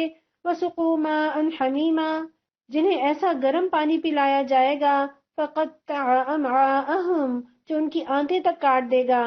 یہاں اللہ تعالیٰ نے جنت کا کس قدر خوبصورت نقشہ کھینچا ہے، نہریں ہیں، اور کس چیز کی؟ پانی کی، اور یہ پانی کی نہر ایسی نہیں ہے جیسے دنیا کی نہریں ہیں، دنیا میں پانی کے ذخیروں میں کبھی کائی لگ جاتی ہے، کبھی گرد و غبار یا مٹی مل جاتی ہے، کبھی وہ بدبودار ہو جاتا ہے، اور جنت کا پانی تو ایسا جس کے سامنے منرل واٹر گدلا لگے۔ پھر دودھ کی نہر ہے، اور دودھ اسمیل والا نہیں ہے، وہ جانوروں کے تھنوں سے نکلا ہوا دودھ نہیں ہے کہ اس میں کہیں بسان ہو یا کوئی تنکا ہو، اور دودھ تو کچھ دیر پڑا رہتا ہے تو خراب ہو جاتا ہے، ذائقہ بدل جاتا ہے، لیکن جنت میں دودھ کی نہر بالکل اس کا ذائقہ نہیں بدلے گا، اور وہاں کی شراب کی نہر دنیا کی شراب کے سارے عیوب سے پاک، اور وہاں شہد ایسا شہد نہیں ہے جو گڑ اور چینی پر مکھیاں پال کر چھتوں سے نچوڑا گیا ہو، قدرتی اور خالص شہد، نہ کہیں مکھی کی ٹانگ، نہ اس کا پر، نہ چھتے کا ٹکڑا، نہ کوئی تنکا، صاف ستھرا شفاف شہد، اور صرف شہد نہیں، اس کا گیلن نہیں، اس کی نہر ہے۔ سبحان اللہ۔ مسند احمد کی روایت میں ہے، آپ صلی اللہ علیہ وسلم نے فرمایا، جنت میں دودھ، پانی، شہد اور شراب کے سمندر ہیں جن سے ان کی نہریں اور چشمے جاری ہوں گے۔ اللہ ہمیں اس جنت کا حقدار بنا دے، اور جس کی نظر اعلیٰ کوالٹی پر جم جاتی ہے پھر گھٹیا کوالٹی کی چیزوں پر اس کا دل نہیں آتا، جن کی نظروں میں جنت سج جائے، جنت کی نعمتیں، اس کی بہاریں سج جائیں، پھر وہ دنیا کی چھوٹی چھوٹی لذتوں کے پیچھے اپنا ایمان خراب نہیں کرتے۔ پھر ایک طرف تو وہ شخص جو جنت کی ان نعمتوں سے لطف اٹھا رہا ہوگا، اور دوسری طرف وہ شخص جو ہمیشہ کے لیے دوزخ کی آگ میں جل رہا ہے، کھانے کو خاردار اور زہریلا تھوہر ہے، پینے کو سخت گرم کھولتا ہوا پانی۔ کیا یہ دونوں ایک طرح کے لوگ تھے؟ کہ دنیا میں ایک طرح کی زندگی گزارتے رہے؟ ان کا دنیا میں بھی رویہ ایک دوسرے سے مختلف تھا، اور ان دونوں کا انجام بھی ایک دوسرے سے مختلف ہے۔ وَمِنْهُمْ مَن يَسْتَمِعُ إِلَيْكَ، ان میں سے کچھ لوگ ایسے ہیں جو کان لگا کر آپ کی بات سنتے ہیں۔ حَتَّى إِذَا خَرَجُوا مِنْ عِنْدِكَ قَالُوا لِلَّذِينَ أُوتُوا الْعِلْمَ مَاذَا قَالَ آنِفًا، پھر جب تمہارے پاس سے نکلتے ہیں تو ان لوگوں سے جنہیں علم کی نعمت بخشی گئی ہے پوچھتے ہیں کہ ابھی ابھی انہوں نے کیا کہا تھا۔ أُولَئِكَ الَّذِينَ طَبَعَ اللَّهُ عَلَى قُلُوبِهِمْ وَاتَّبَعُوا أَهْوَاءَهُمْ، یہ وہ لوگ ہیں جن کے دلوں پر اللہ نے ٹھپا لگا دیا اور یہ اپنی خواہشات کے پیرو بنے ہوئے ہیں۔ آپ صلی اللہ علیہ وسلم کی محفل میں شریک ہونا اور آپ کی صحبت پانا ایمان کی حالت میں، وہ تو اس قدر بڑا درجہ عطا کرتی ہے کہ وہ لوگ صحابی کہلائے، رضی اللہ عنہ ورضوا عنہ کا ٹائٹل انہوں نے پایا۔ لیکن آپ صلی اللہ علیہ وسلم ہی کی محفل میں کچھ لوگ شریک بھی ہوتے ہیں، آپ کی باتیں بھی سنتے ہیں، لیکن تہی دامن اٹھ جاتے ہیں کیونکہ دل میں ایمان نہیں۔ وہ باتیں تو سن رہے ہیں مگر دل شریک نہیں، اس لیے بات آتی ہے اور گزر جاتی ہے، اور نبی صلی اللہ علیہ وسلم کے پاس سے انہیں کچھ نہیں ملتا، آپ کی نصیحت انہیں کوئی فائدہ نہیں دیتی، دل سیاہ ہو چکے ہیں، یا ایسے نقطے کی تلاش میں رہتے ہیں جس کو پکڑ کر وہ اسے اسلام کے خلاف بطور پروپیگنڈا استعمال کر سکیں، تو ایسے لوگوں کو نصیحت کہاں سے ملے گی؟ اور وہ جو دوسروں سے پوچھتے ہیں کہ ابھی انہوں نے کیا کہا، وہ علم کے لیے نہیں پوچھتے بلکہ دوسروں کو بھی شک میں ڈالنے کے لیے پوچھتے ہیں۔ لیکن ایمان والے تو اپنے دلوں کو حاضر کر کے پوری توجہ سے سنتے ہیں کہ شاید ہمیں وہ بات مل جائے جو ہماری زندگی کو بدل دے۔ والذین اہتدوا زادہم ھدی وآتاہم تقواہم، رہے وہ لوگ جنہوں نے ہدایت پائی ہے، اللہ ان کو اور زیادہ ہدایت دیتا ہے اور انہیں ان کے حصے کا تقوی عطا فرماتا ہے۔ فَهَلْ يَنظُرُونَ إِلَّا السَّاعَةَ أَن تَأْتِيَهُم بَغْتَةً، اب کیا یہ لوگ بس قیامت ہی کے منتظر ہیں کہ وہ اچانک ان پر آ جائے؟ فَقَدْ جَاءَ أَشْرَاطُهَا، اس کی علامات تو آ چکی ہیں۔ فَأَنَّىٰ لَهُمْ إِذَا جَاءَتْهُمْ ذِكْرَاهُمْ، جب وہ خود آ جائے گی تو ان کے لیے نصیحت قبول کرنے کا کون سا موقع باقی رہ جائے گا؟ یعنی وہی باتیں جن کو سن کر کفار اور منافقین پوچھتے ہیں کہ ابھی ابھی آپ کیا فرما رہے تھے، وہ لوگ کہ جن کے دلوں میں ایمان ہے، جنہوں نے ہدایت پائی ہے، وہی باتیں ان کے لیے مزید ہدایت کا سبب بنتی ہیں۔ جس مجلس سے یہ بد نصیب اپنا وقت ضائع کر کے اٹھتے ہیں، اسی مجلس سے یہ خوش نصیب علم کا نیا خزانہ حاصل کر کے پلٹتے ہیں۔ اللہ ہمیں بھی خوش نصیبوں میں شامل کر لے۔ پھر اللہ تعالیٰ نے بتا دیا کہ یہ لوگ قیامت چاہتے ہیں تو قیامت کی نشانیاں تو آ چکی، اور قیامت کی سب سے بڑی نشانی تو نبی صلی اللہ علیہ وسلم کا مبعوث ہونا ہے، کہ جن کے بعد پھر قیامت تک کوئی اور نبی آنے والا نہیں۔ سیدنا ابو ہریرہ رضی اللہ عنہ بیان کرتے ہیں کہ اللہ کے رسول صلی اللہ علیہ وسلم نے فرمایا، میں اور قیامت اتنے قریب بھیجے گئے ہیں جتنے قریب یہ دو انگلیاں ہیں۔ فَاعْلَمْ أَنَّهُ لَا إِلَٰهَ إِلَّا اللَّهُ وَاسْتَغْفِرْ لِذَنبِكَ وَلِلْمُؤْمِنِينَ وَالْمُؤْمِنَاتِ، بس اے نبی صلی اللہ علیہ وسلم خوب جان لیجئے کہ اللہ کے سوا کوئی عبادت کا مستحق نہیں، اور معافی مانگیے اپنے قصور کے لیے بھی اور مومن مردوں اور مومن عورتوں کے لیے بھی۔ واللہ یعلم متقلبکم ومثواکم، اللہ تمہاری سرگرمیوں کو بھی جانتا ہے اور تمہارے ٹھکانے سے بھی واقف ہے۔ اس آیت کے ذریعے اللہ تعالیٰ ہمیں یہ اخلاق سکھا رہے ہیں کہ کتنی ہی بڑی خدمت کیوں نہ کر رہے ہو، کتنی ہی محنت، کتنی ہی قربانیاں کیوں نہ دو، پھر بھی اپنی خدمات کو کم ہی سمجھو، پھر بھی اللہ کے سامنے اس بات کا اقرار کرو کہ اے پروردگار، ہم تیری خدمت کا حق ادا نہ کر سکے، ہم سے کوتاہی ہوئی، ہمیں معاف فرما دے۔ اور یہ اعتراف تو انبیاء بھی کرتے رہے، حالانکہ انبیاء علیہم السلام تو معصوم تھے، اور اللہ تعالیٰ کے اسی ارشاد کے مطابق آپ صلی اللہ علیہ وسلم ایک دن میں 100 سے زیادہ مرتبہ استغفار کیا کرتے تھے۔ اور سیدنا علی رضی اللہ عنہ بیان کرتے ہیں کہ رسول اللہ صلی اللہ علیہ وسلم تشہد اور سلام کے درمیان یہ دعا پڑھتے تھے، یعنی سلام پھیرنے سے پہلے یہ دعا پڑھا کرتے تھے، اللہم اغفر لی ما قدمت وما اخرت وما اسررت وما اعلنت وما اسرفت وما انت اعلم به منی انت المقدم وانت المؤخر لا الہ الا انت۔ اب نبی صلی اللہ علیہ وسلم کی گریہ وزاری نماز کے آخر میں دیکھیے کیا ہوا کرتی تھی، اے اللہ، میں نے جو کچھ پہلے گناہ کیے اور جو بعد میں کیے اور جو چھپا کر کیے اور جو ظاہر کیے اور جو زیادتی کی ہے اور جنہیں تو مجھ سے زیادہ جانتا ہے، وہ سب بخش دے۔ تو پہلے تھا اور تو ہی بعد میں رہے گا، تیرے سوا کوئی معبود نہیں۔ نبی صلی اللہ علیہ وسلم تو معصوم تھے، لیکن نبی صلی اللہ علیہ وسلم ہماری تربیت کر رہے ہیں کہ اللہ سے اس طرح سے مانگو، اور اللہ کو تو مانگنا پسند ہے، اللہ کو عاجزی پسند ہے، اور جس درخت پر جتنا زیادہ پھل لگتا ہے وہ اتنا ہی جھکتا چلا جاتا ہے، اور اگر اکڑ آ گئی اور غرور آ گیا تو ساری محنت ضائع چلی جائے گی۔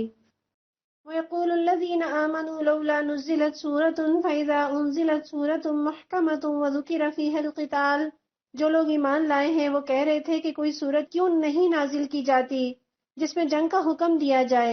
رَأَيْتَ الَّذِينَ فِي قُلُوبِهِم مَّرَضٌ يَنظُرُونَ إِلَيْكَ نَظَرَ الْمَغْشِيِّ عَلَيْهِ مِنَ الْمَوْتِ، مگر جب ایک محکم صورت نازل کر دی گئی جس میں جنگ کا ذکر تھا تو تم نے دیکھا کہ جن کے دلوں میں بیماری تھی وہ تمہاری طرف اس طرح دیکھ رہے تھے جیسے کسی پر موت چھا گئی ہو۔ فَأَوْلَىٰ لَهُمْ، افسوس ان کے حال پر۔ یہاں صحابہ کرام کا تذکرہ نہیں، یہ منافقین کا تذکرہ ہے جنہیں آسان آسان ٹھنڈا ٹھنڈا اسلام قبول تھا، وہ مسلمانوں کے ساتھ نمازیں پڑھ لیتے، روزے بھی رکھ لیتے، جیسے تیسے زکوٰۃ بھی دے دیتے، مگر جب جان کی بازی لگانے کا وقت آیا تو فوراً ہمت ہار بیٹھے۔ یہ بالکل ایسے ہی ہے جیسے کوئی خوشنما رنگ کا کپڑا دکھائی دیتا ہے اور آپ متاثر ہو کر اس سے لباس بنا لیتے ہیں اور پہلی ہی دھلائی میں وہ سارے رنگ کھو دیتا ہے۔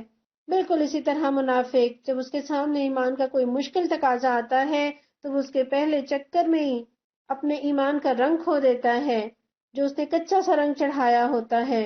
اللہ ہمیں ایمان کا پکا رنگ دے، پختہ رنگ دے جو کسی دھلائی سے نہ چھٹے، اور اللہ ہمیں عافیت والی زندگی عطا فرما۔ طاعت و قول معروف، ان کی زبان پر اطاعت کا اقرار اور اچھی اچھی باتیں ہیں۔ فَإِذَا عَزَمَ الْأَمْرُ، مگر جب قطعی حکم دے دیا گیا، فَلَوْ صَدَقُوا اللَّهَ لَكَانَ خَيْرًا لَهُمْ، اس وقت وہ اللہ سے اپنے عہد میں سچے نکلتے تو انہی کے لیے اچھا تھا۔ فَهَلْ عَسَيْتُمْ إِن تَوَلَّيْتُمْ أَن تُفْسِدُوا فِي الْأَرْضِ، اب کیا تم لوگوں سے اس کے سوا کچھ اور توقع کی جا سکتی ہے کہ اگر تم الٹے منہ پھر گئے تو زمین میں پھر فساد برپا کرو گے، وَتُقَطِّعُوا أَرْحَامَكُمْ، اور آپس میں ایک دوسرے کے گلے کاٹو گے۔ أُولَٰئِكَ الَّذِينَ لَعَنَهُمُ اللَّهُ فَأَصَمَّهُمْ وَأَعْمَىٰ أَبْصَارَهُمْ، یہ وہ لوگ ہیں جن پر اللہ نے لعنت کی اور ان کو اندھا اور بہرا بنا دیا۔ اس آیت میں اللہ نے کیا بتایا کہ اگر تم نے جہاد نہ کیا، دین کے لیے محنت نہ کی، دین کی خدمت نہ کی تو کیا ہوگا؟ پھر تو جاہلیت کا دور دورہ ہوگا، اور جاہلیت کی سب سے بڑی خاصیت کیا ہے؟ فتنہ اور فساد اور ایک دوسرے کے گلے کاٹنا۔ آپ صلی اللہ علیہ وسلم نے فرمایا، بخاری کی روایت میں ہے کہ دین کا علم اٹھ جائے گا، جہالت اور فتنے پھیل جائیں گے اور حرج عام ہوگا۔ صحابہ کرام نے عرض کی، یا رسول اللہ، حرج کیا ہے؟ آپ نے ہاتھ کو ترچھا ہلا کر بتایا، یعنی اس سے قتل مراد تھا، یعنی آپ نے ایسے گردن کے سامنے ٹیڑھا ہاتھ رکھا، گویا گردن کاٹنے کی طرف آپ نے اشارہ فرمایا، یعنی قتل عام ہوگا، اور اسے قطع رحمی بھی یہاں مراد ہے۔ آپ صلی اللہ علیہ وسلم فرماتے ہیں، سرکشی اور قطع رحمی دوسرے گناہوں کی بنسبت زیادہ لائق ہے کہ اللہ ان کے مرتکب کو دنیا میں بھی جلد سزا دے دے اور اس کے ساتھ ساتھ آخرت میں بھی اس کے لیے سزا کو ذخیرہ رکھے۔ اس کی سزا دنیا میں بھی ملتی ہے اور آخرت میں بھی۔ اور ترمذی کی روایت میں آتا ہے، آپ نے فرمایا، رحم کرنے والوں پر رحمان بھی رحم کرتا ہے، تم زمین والوں پر رحم کرو، آسمان والا تم پر رحم کرے گا۔ اور فرمایا رحم رحمان کی طرف سے ہے، اس کے ملانے والے کو اللہ ملاتا ہے اور اس کے توڑنے والے کو اللہ خود توڑتا ہے۔ افلا يتدبرون القرآن ام علی قلوب اقفالها، کیا ان لوگوں نے قرآن پر غور نہیں کیا یا دلوں پر ان کے قفل چڑھے ہوئے ہیں؟ ان الذين ارتدوا على ادبارهم من بعد ما تبين لهم الهدى الشيطان سول لهم واملا لهم، حقیقت یہ ہے کہ جو لوگ ہدایت واضح ہو جانے کے بعد اس سے پھر گئے، ان کے لیے شیطان نے اس روش کو سہل بنا دیا ہے اور جھوٹی توقعات کا سلسلہ ان کے لیے دراز کر رکھا ہے۔ یہاں اللہ تعالیٰ نے وجہ بتا دی کہ لوگ قرآن پر غور و فکر کیوں نہیں کرتے، اس لیے کہ ان کے دل بند ہیں، انہوں نے دلوں پر تالے چڑھائے ہوئے ہیں۔ اور کسی گھر پر آپ تالا لگا ہوا دیکھتے ہیں تو آپ کو کیا بات پتہ چل جاتی ہے کہ یہ گھر اندر سے خالی ہے، یہاں کوئی نہیں رہتا۔ گویا جو گھر خالی ہوتا ہے اس پر تالا ہوتا ہے، تو وہ دل جو خالی ہے اس پہ قفل چڑھا ہوگا نا، مگر جس دل کے اندر ایمان ہو اس پہ تالا نہیں ہوگا۔ ایمان کے بغیر، قرآن کے بغیر تو دل مردہ ہے۔ دلوں کو زندہ کرنے والی چیز قرآن ہے۔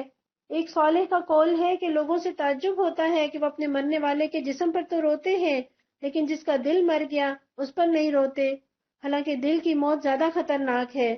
اور یوں بھی اندازہ لگائیے کہ اگر کہیں تالا لگ جائے، قفل لگ جائے کمرے کو، گھر کو، دل گھبرانے لگتا ہے۔ تو ہمارا دل بھی اسلام پر کیوں گھبراتا ہے؟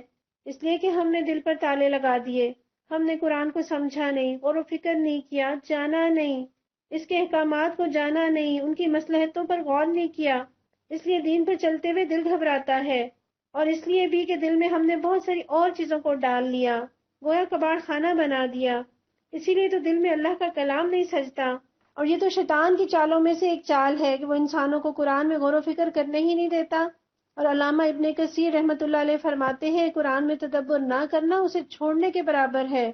اور امام ابن تیمیہ رحمۃ اللہ علیہ فرماتے ہیں کہ ہماری نافرمانیاں فہم قرآن کے رستے میں رکاوٹ بنتی ہیں۔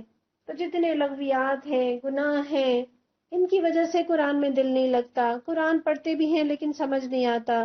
قرآن سمجھنا ہے تو دل کے تالوں کو کھولیں، اس کے بند کواڑوں کو کھولیں، دلوں کی وحشت اور ویرانی قرآن سے دور ہوگی۔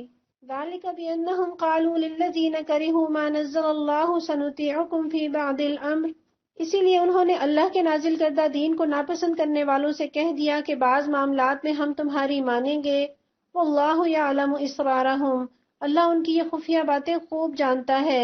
فَكَيْفَ إِذَا تَوَفَّتْهُمُ الْمَلَائِكَةُ يَضْرِبُونَ وُجُوهَهُمْ وَأَدْبَارَهُمْ، پھر اس وقت کیا حال ہوگا جب فرشتے ان کی روحیں قبض کریں گے اور ان کے منہ اور پیٹھوں پر مارتے ہوئے انہیں لے کر جائیں گے۔ ذَلِكَ بِأَنَّهُمُ اتَّبَعُوا مَا أَسْخَطَ اللَّهَ وَكَرِهُوا رِضْوَانَهُ فَأَحْبَطَ أَعْمَالَهُمْ، یہ اسی لیے تو ہوگا کہ انہوں نے اس طریقے کی پیروی کی جو اللہ کو ناراض کرنے والا ہے اور اس کی رضا کا رستہ اختیار کرنا پسند نہ کیا، اسی بنا پر اس نے ان کے سب اعمال ضائع کر دیے۔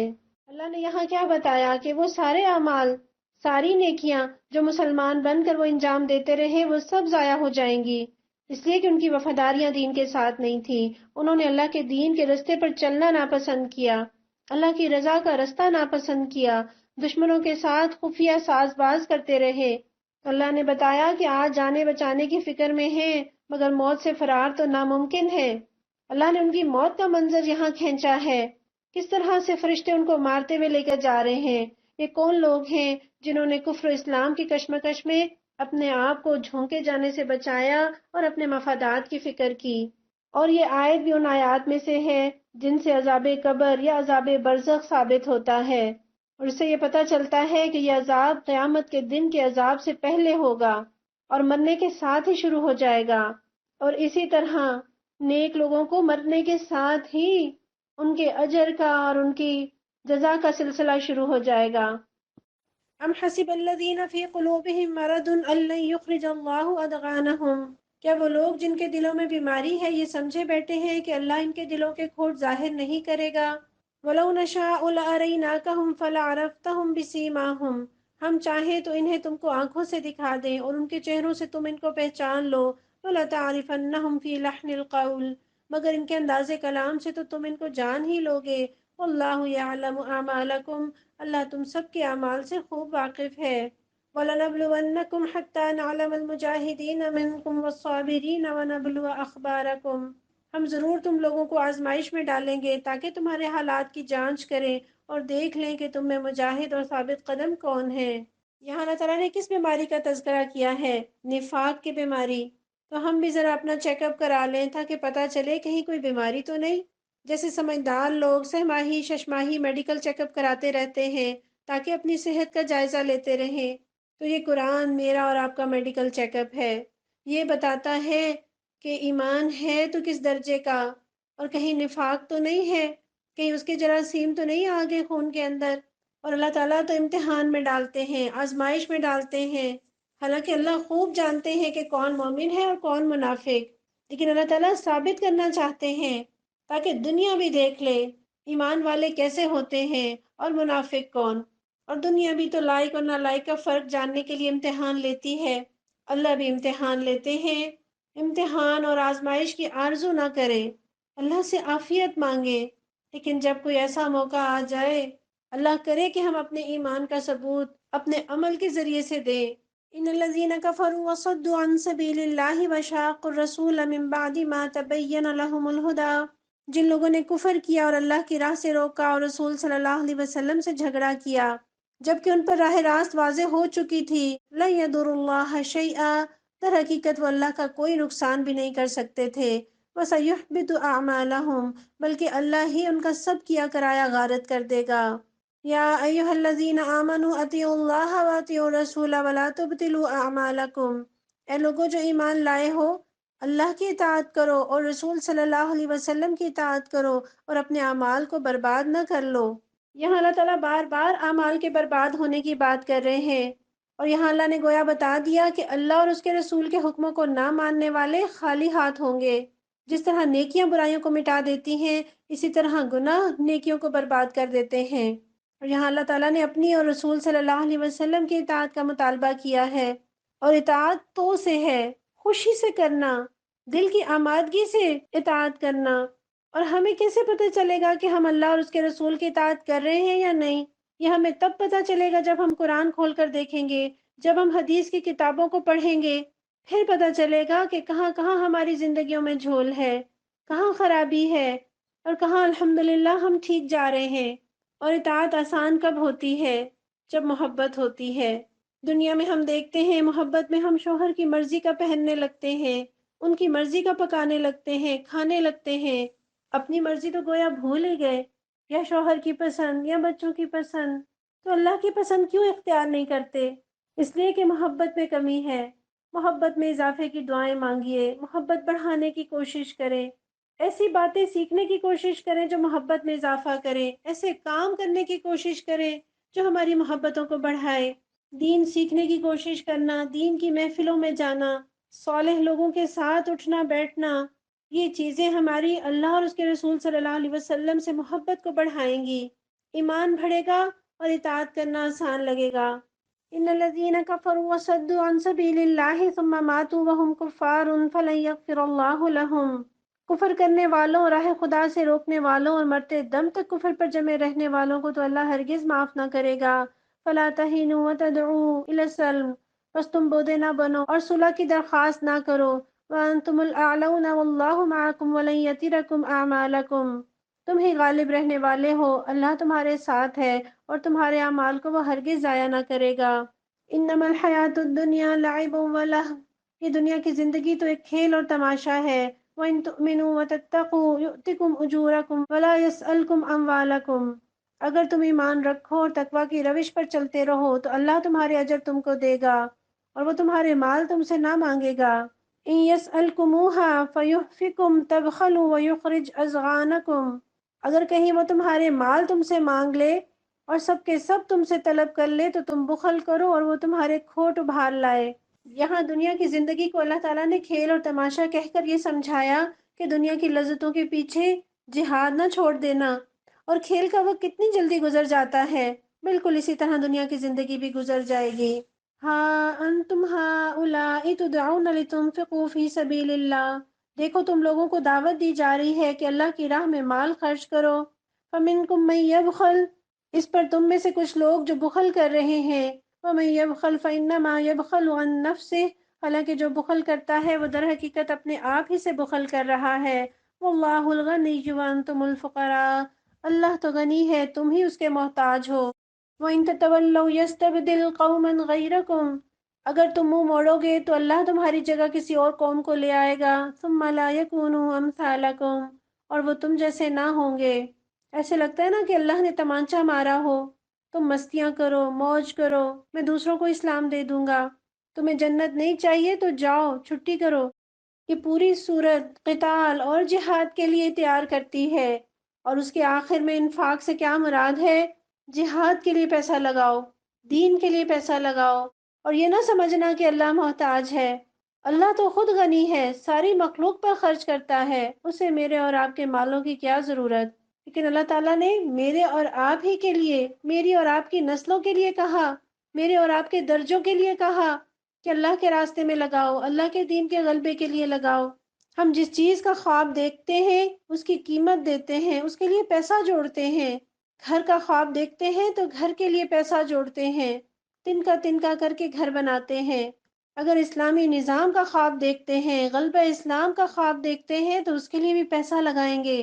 پیارے نبی صلی اللہ علیہ وسلم کی ایک حدیث کا مفہوم ہے، جب لوگ درہم و دینار میں بخل کرنے لگے، عمدہ اور بڑھیا چیزیں خریدنے لگے، گائے کی دموں کی پیروی کرنے لگے اور جہاد فی سبیل اللہ کو چھوڑ دیں، تو اللہ ان پر مصائب نازل فرمائے گا، اور اس وقت تک انہیں دور نہیں کرے گا جب تک لوگ دین کی طرف واپس نہ آ جائیں۔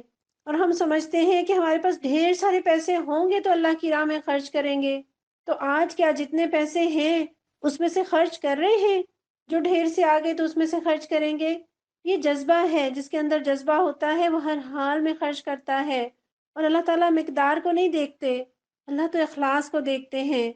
حضرت ابو ذر رضی اللہ عنہ سے روایت ہے کہ رسول اللہ صلی اللہ علیہ وسلم نے فرمایا، جو مسلمان اللہ کے راستے میں ہر مال سے دو دو چیزیں خرچ کرتا ہے، جنت کے دربان اس کا استقبال کریں گے، ہر ایک اس کو اس کی طرف دعوت دے گا جو اس کے پاس ہے۔ فرماتے ہیں میں نے کہا کس طرح دو دو خرچ کرے؟ فرمایا اگر اونٹ ہیں تو دو اونٹ، اگر گائیں ہیں تو دو گائیں۔ اللہ ہمیں دگنا چگنا بڑھا چڑھا کر دین کے راستے میں لگانے والا بنا دے۔ اگر دین غالب نہ آیا اور ہماری نسلیں بگڑ گئیں تو یہ پیسہ لے کر کہاں جائیں گے؟ سورہ فتح، اور یہ محض اس سورت کا نام ہی نہیں بلکہ اس کا مضمون بھی ہے۔ اس سورت میں اس بڑی فتح کے اوپر بات کی گئی جو صلح حدیبیہ کی شکل میں اللہ تعالیٰ نے مسلمانوں کو عطا کی، اور صحابہ فرماتے ہیں کہ لوگ فتح مکہ کو فتح کہتے ہیں، حالانکہ ہم اصل فتح حدیبیہ کو سمجھتے ہیں۔ 6 ہجری میں یہ واقعہ پیش آیا، نبی صلی اللہ علیہ وسلم نے خواب دیکھا کہ آپ اپنے ساتھیوں کے ساتھ عمرہ کرنے جا رہے ہیں، اور انبیاء کے خواب محض خواب نہیں ہوتے بلکہ اللہ کی طرف سے اشارہ ہوتا ہے۔ جیسے حضرت ابراہیم علیہ السلام کا خواب تھا، اسی طرح نبی صلی اللہ علیہ وسلم کا خواب بھی اللہ کا حکم تھا، اور ایسے دور میں ان حالات میں مکہ کی طرف جانا گویا خود کو موت کے منہ میں دینے کے مترادف تھا۔ مگر نبی صلی اللہ علیہ وسلم کیسے اللہ کے فیصلوں پر راضی، بغیر کسی خوف اور ڈر کے عمل کر گزرنے والے، اور آپ نے اپنا یہ خواب صحابہ کو سنا کر سفر کی تیاری شروع کر دی، اور صحابہ کا جذبہ ایمانی دیکھیے کہ چل پڑتے ہیں، حالانکہ ابھی کچھ عرصہ پہلے تو غزوہ احزاب میں سارے دشمن مل کر آئے تھے اسلام کو مٹا دینے کے لیے، اور 1 مہینہ سر مارنے کے بعد تل ملاتے ہوئے واپس گئے تھے۔ ان حالات میں مکہ جانا آسان نہیں تھا، لیکن سچے صحابہ انجام کی پرواہ کیے بغیر آپ صلی اللہ علیہ وسلم کے اشاروں پر چل پڑے، اور ماہ حرام میں قربانی کے جانور ساتھ لیے لبیک اللہم لبیک کی صدائیں لگاتے ہوئے بیت اللہ کی طرف روانہ ہوئے۔ اور صدیوں کی تاریخ تھی کہ کسی کو بیت اللہ کی زیارت سے نہیں روکا جاتا تھا، لیکن اس موقع پر مشرکین مکہ نے اپنی روایات کو پامال کیا اور آپ صلی اللہ علیہ وسلم کو داخلے کی اجازت نہ دی۔ پھر انہوں نے مسلمانوں کو اشتعال دلانے کی کوششیں بھی کی تاکہ یہ مشہور کر سکیں کہ یہ دراصل جنگ کے لیے آئے تھے، لیکن آپ صلی اللہ علیہ وسلم نے ان کی ساری کوششوں کو ناکام بنا دیا۔ ایک موقع پر قریش کی طرف سے عروہ بن مسعود ثقفی آیا اور بڑی اونچ نیچ سمجھا کر نبی صلی اللہ علیہ وسلم کو آمادہ کرنا چاہا کہ آپ مکہ میں داخل ہونے کے ارادے سے باز آ جائیں۔ آپ نے ارشاد فرمایا کہ میں تو بیت اللہ کی تعظیم کرنے والا بن کر ایک دینی فریضہ انجام دینے آیا ہوں۔ اور واپس جا کر عروہ نے قریش کے لوگوں سے کہا کہ میں کیسر و کسریٰ اور نجاشی کے درباروں میں بھی گیا ہوں، مگر خدا کی قسم میں نے اصحاب محمد صلی اللہ علیہ وسلم کو جس طرح محمد صلی اللہ علیہ وسلم کا فدائی دیکھا ہے، ایسا منظر کسی بڑے سے بڑے بادشاہ کے ہاں بھی نہیں دیکھا۔ ان لوگوں کا تو حال یہ ہے کہ محمد صلی اللہ علیہ وسلم وضو کرتے ہیں تو ان کے اصحاب پانی کا ایک قطرہ تک زمین پر گرنے نہیں دیتے اور سب اپنے جسم اور کپڑوں پر مل لیتے ہیں۔ اب تم لوگ سوچ لو کہ تمہارا مقابلہ کس سے ہے۔ پھر آپ صلی اللہ علیہ وسلم نے حضرت عثمان رضی اللہ عنہ کو اپنا ایلچی بنا کر روانہ کیا، مگر وہ لوگ نہ مانے اور انہوں نے حضرت عثمان رضی اللہ عنہ کو روک لیا، اور یہ افواہ اڑ گئی کہ حضرت عثمان رضی اللہ عنہ قتل کر دیے گئے۔ اور جب وہ واپس نہ آئے تو مسلمانوں کو اس بات کا یقین ہو گیا کہ خبر سچی ہے، اس لیے اب تو کوئی تحمل کا موقع نہیں تھا۔ اب جب کہ نوبت سفیر کے قتل تک پہنچ گئی تو اب تو اس کے علاوہ کوئی چارہ نہیں تھا کہ مسلمان جنگ کے لیے تیار ہو جائیں۔ تو اس موقع پر آپ صلی اللہ علیہ وسلم نے صحابہ کرام سے بیعت لی کہ اب ہم مرتے دم تک پیچھے نہیں ہٹیں گے۔ اندازہ لگائیے، صرف 1400 مسلمان تھے، بغیر سامان جنگ کے، اپنے مرکز سے 250 میل دور، عین دشمن کی سرحد پر ٹھہرے ہوئے تھے۔ اس کے باوجود پورا قافلہ نبی صلی اللہ علیہ وسلم کے ہاتھ پر مرنے مارنے کی بیعت کرنے پر بلا تامل آمادہ ہو گیا۔ یہی وہ بیعت ہے جو بیعت رضوان کے نام سے مشہور ہے۔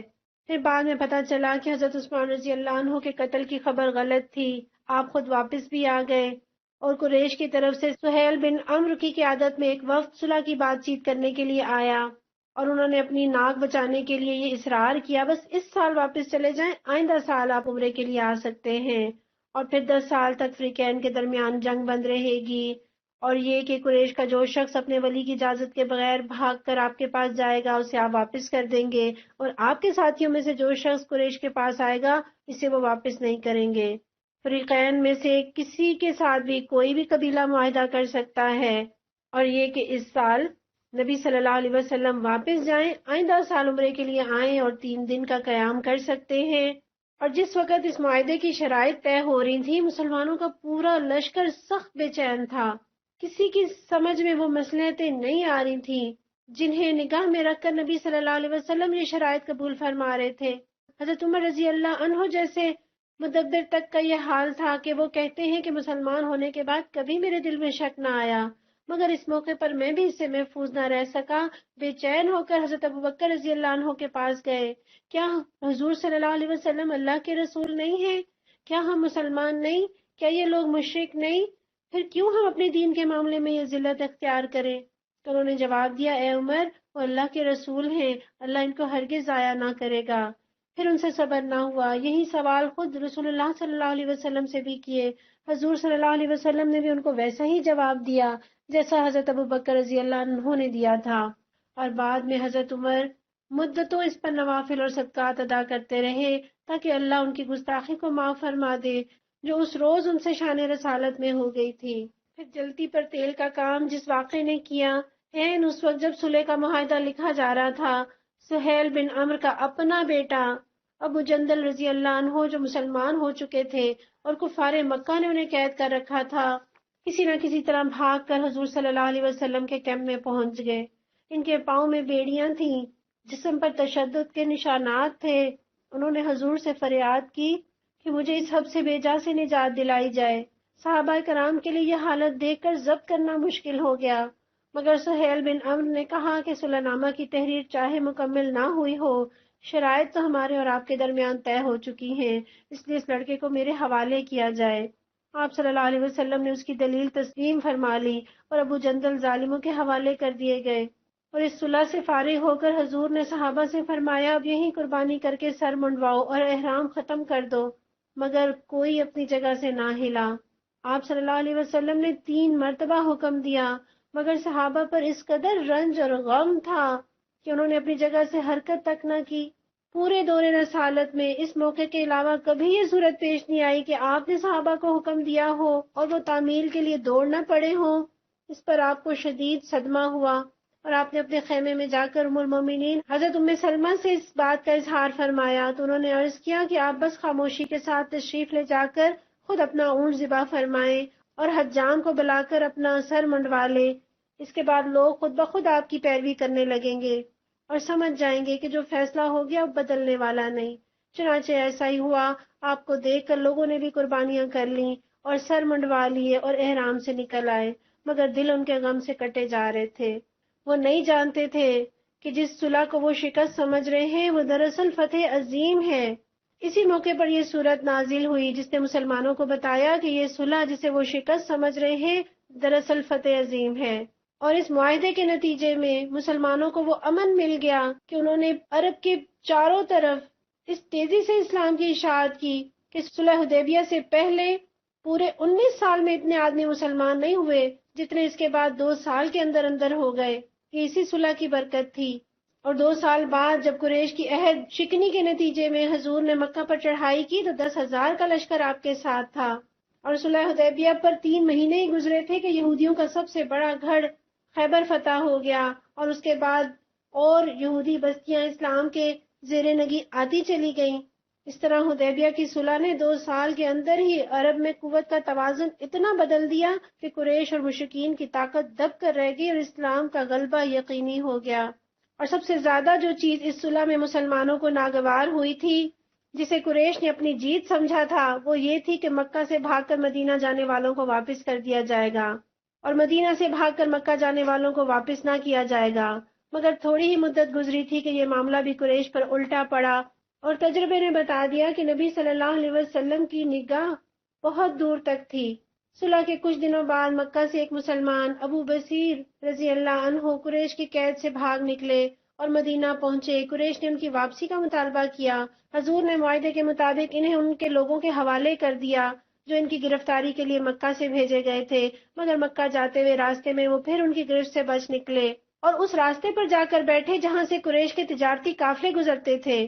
اس کے بعد جس مسلمان کو بھی قریش کی قید سے بھاگنے کا موقع ملتا، وہ مدینہ جانے کی بجائے ابو بصیر کے ٹھکانے پر پہنچ جاتا، یہاں تک کہ 70 آدمی وہاں جمع ہو گئے اور انہوں نے قریش کے قافلوں پر چھاپے مار مار کر ان کا ناطقہ تنگ کر دیا۔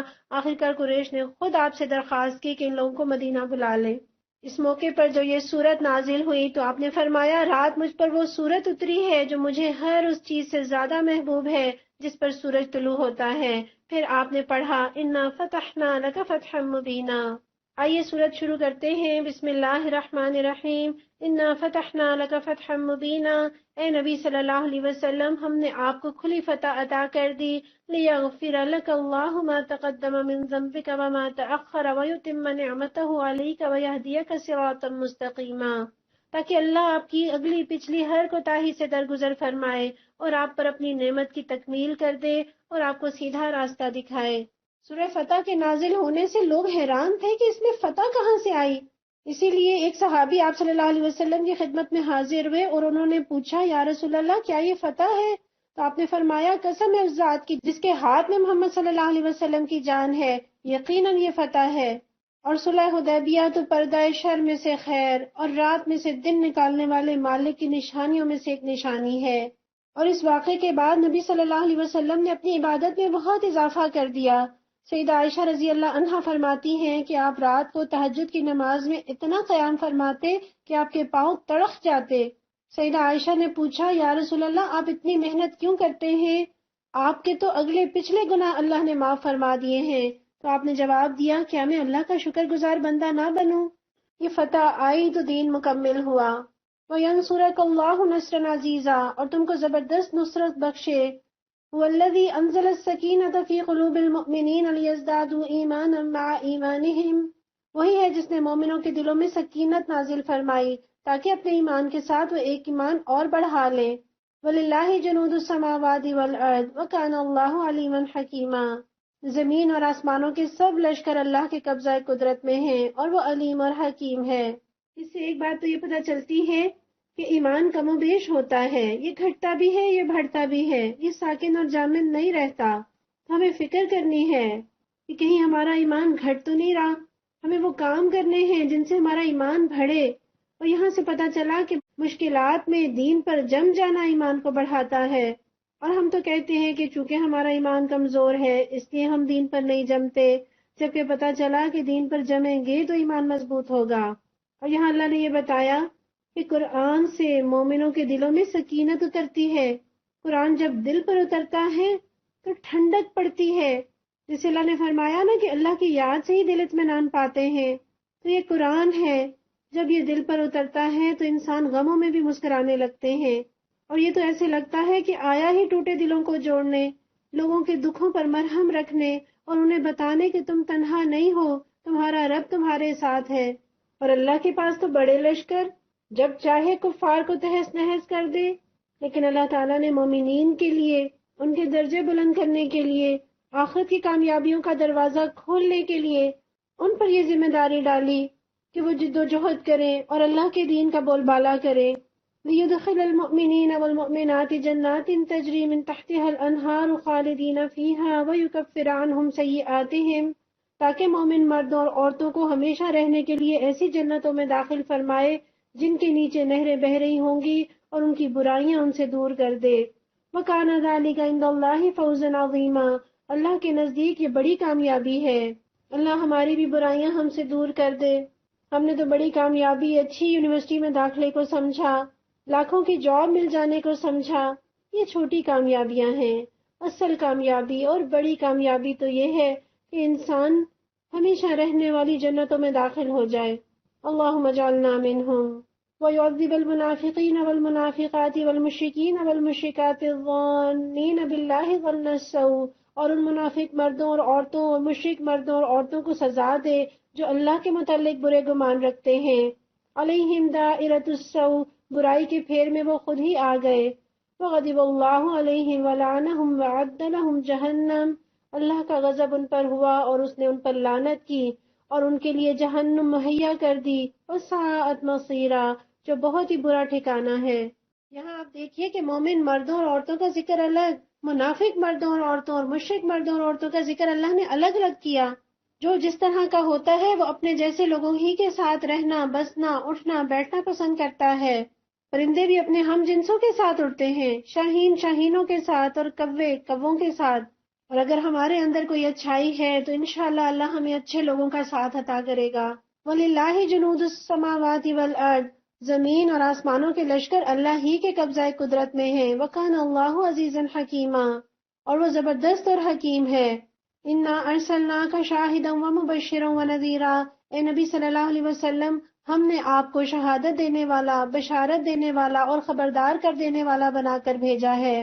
لِتُؤْمِنُوا بِاللَّهِ وَرَسُولِهِ وَتُعَزِّرُوهُ وَتُوَقِّرُوهُ وَتُسَبِّحُوهُ بُكْرَةً وَأَصِيلًا، تاکہ اے لوگو تم اللہ اور اس کے رسول پر ایمان لاؤ اور اس کا ساتھ دو، اس کی تعظیم اور توقیر کرو اور صبح و شام اس کی تسبیح کرتے رہو۔ اللہ کے لشکر کس قدر ہیں، چاہے تو ننھی ابابیلوں کے ذریعے ہاتھیوں کے لشکر کا بھوسا بنا دے، پانی کو حکم دے اور طوفان نوح بن جائے، مچھر ڈینگی بن کر چھا جائے، ایک ننھا وائرس پوری دنیا کے نظام کو معطل کر کے رکھ دے۔ اللہ بڑا زبردست ہے۔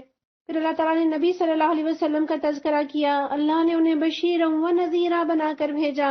آپ کا سب سے گہرا نقش، سب سے بڑی سیرت، سب سے بڑی سنت، لوگوں کو خوشخبریاں سنانا، جو مان جائیں اور جو نہ مانے انہیں خبردار کرنا۔ اور آپ صلی اللہ علیہ وسلم تو دن رات لوگوں کو اللہ کی طرف بلاتے رہے اور وہ تو اپنے حصے کا کام پورا کر گئے۔ اللہ ہم سے مطالبہ کرتا ہے کہ اللہ اور اس کے رسول پر ایمان لاؤ، اور ایمان صرف مان جانے کا نام نہیں، ایمان نام ہے جڑ جانے کا، اپنے رب کے بن جانے کا، اسی کی خاطر جینے کا، اسی کی خاطر مرنے کا، اس کی ہر پکار پر لبیک کہنے کا، نہ اپنی پسند نہ اپنی رائے، بس جو رب نے کہا اور اس کے رسول صلی اللہ علیہ وسلم نے فرمایا سر آنکھوں پر، اور اللہ نے فرمایا اس کا ساتھ دو۔ کیسے ساتھ دیں ہم نبی صلی اللہ علیہ وسلم کا؟ ان کے پیغام کو عام کریں، ان کی احادیث کو عام کریں، جس دین کی خاطر ساری عمر گھلا دی، اس دین کو اپنی ذمہ داری سمجھے، اس دین کے ساتھ ایسا تعلق ہو جیسے بچوں کے ساتھ ہے، بچوں کے لیے وقت دیتے ہوئے، مال لگاتے ہوئے، محنت کرتے، قربانی دیتے، ذرا ماں باپ کو تکلیف نہیں ہوتی، خوشی سے کرتے ہیں۔ تو بس دین کو بھی اپنا بچہ بنا لیجئے، تاکہ اس کے لیے وقت لگائیں، مال لگائیں، قربانیاں دیں، تو دل کو تکلیف نہ ہو، خوشی محسوس ہو۔ اور فرمایا نبی صلی اللہ علیہ وسلم کی تعظیم کرو، توقیر کرو، صرف لفظوں کے ذریعے نہیں، عمل کے ذریعے بھی، ان کے حکم کے آگے جھک جائیں، یس سر، لبیک۔ اور پھر فرمایا صبح و شام اللہ کی تسبیح کرتے رہو۔ ان الذین یبایعونک انما یبایعون اللہ، اے نبی صلی اللہ علیہ وسلم، جو لوگ آپ سے بیعت کر رہے تھے وہ دراصل اللہ سے بیعت کر رہے تھے۔ ید اللہ فوق ایدیہم، ان کے ہاتھ پر اللہ کا ہاتھ تھا۔ فمن نکث فانما ینکث علی نفسہ، اب جو اس عہد کو توڑے گا اس کی عہد شکنی کا وبال اس کی اپنی ذات پر ہوگا۔ وَمَنْ أَوْفَى بِمَا عَاهَدَ عَلَيْهُ اللَّهُ فَسَيُؤْتِيهِ أَجْرًا عَظِيمًا، اور جو اس عہد کو وفا کرے گا جو اس نے اللہ سے کیا ہے، اللہ ان قریب اس کو بڑا اجر عطا فرمائے گا۔ یہاں کس بیت کا تذکرہ ہے؟ یہ وہ بیت رضوان ہے جس کے بارے میں پیارے نبی صلی اللہ علیہ وسلم نے فرمایا، انشاءاللہ ان درخت والوں میں سے کوئی بھی آگ میں داخل نہیں ہوگا جنہوں نے اس کے نیچے بیعت کی۔ وہ کیسے لوگ تھے، رب کے وعدوں پر کیسا یقین تھا، ایمان کیسا تھا، جذبہ کیسا تھا۔ آج وہ دور پھر کیوں نہیں آ سکتا؟ جس چیز سے انہوں نے رہنمائی لی وہ چیز تو آج بھی میرے اور آپ کے پاس موجود ہے۔ قرآن نے ان کی زندگیوں کو بدلا، نبی صلی اللہ علیہ وسلم کی باتوں نے ان کو وہ جذبہ دیا کہ اللہ ان سے ہمیشہ ہمیشہ کے لیے راضی ہو گیا، اور ہمارے تو جسم کا انگ انگ رواں رواں اللہ کے احسانات تلے دبا ہوا ہے، اور ایسے آقا کی راہ میں مال لٹائیں، جان لٹائیں، وقت لگائیں تو کتنا مزہ ہے کہ جو قدر کرنے والا ہے۔ اور اس زندگی کی کوئی قیمت نہیں، جب رب قیمت لگا دیتا ہے تو بڑی قیمتی ہو جاتی ہے۔ سَيَقُولُ لَكَ الْمُخَلَّفُونَ مِنَ الْأَعْرَابِ شَغَلَتْنَا أَمْوَالُنَا وَأَهْلُونَا فَاسْتَغْفِرْ لَنَا۔ اے نبی صلی اللہ علیہ وسلم، بدوی عربوں میں سے جو لوگ پیچھے چھوڑ دیے گئے ہیں، اب وہ آ کر ضرور آپ سے کہیں گے کہ ہمیں اپنے اموال اور بال بچوں کی فکر نے مشغول کر رکھا تھا، آپ ہمارے لیے مغفرت کی دعا کریں۔ یہ تو بدوی عربوں کا تذکرہ ہے، میں اور آپ اپنا جائزہ لیں۔ ایک فون کال پر کیسے لپکتے ہیں، اور کسی نیکی کے کام کی، کسی قرآن کی محفل کی دعوت ہو تو ہم کہتے ہیں کہ بس آپ ہمارے لیے وہاں دعا کرا دیجئے گا، ہم مصروف بہت ہیں۔ قُلْ فَمَن يَمْلِكُ لَكُم مِّنَ اللَّهِ شَيْئًا إِنْ أَرَادَ بِكُمْ ضَرًّا أَوْ أَرَادَ بِكُمْ نَفْعًا۔ ان سے کہنا، اچھا یہی بات ہے تو کون تمہارے معاملے میں اللہ کے فیصلے کو روک دینے کا کچھ بھی اختیار رکھتا ہے، اگر وہ تمہیں کوئی نقصان پہنچانا چاہے یا نفع بخشنا چاہے۔ بل کان اللہ بما تعملون خبیرا، اور تمہارے اعمال سے تو اللہ ہی باخبر ہے۔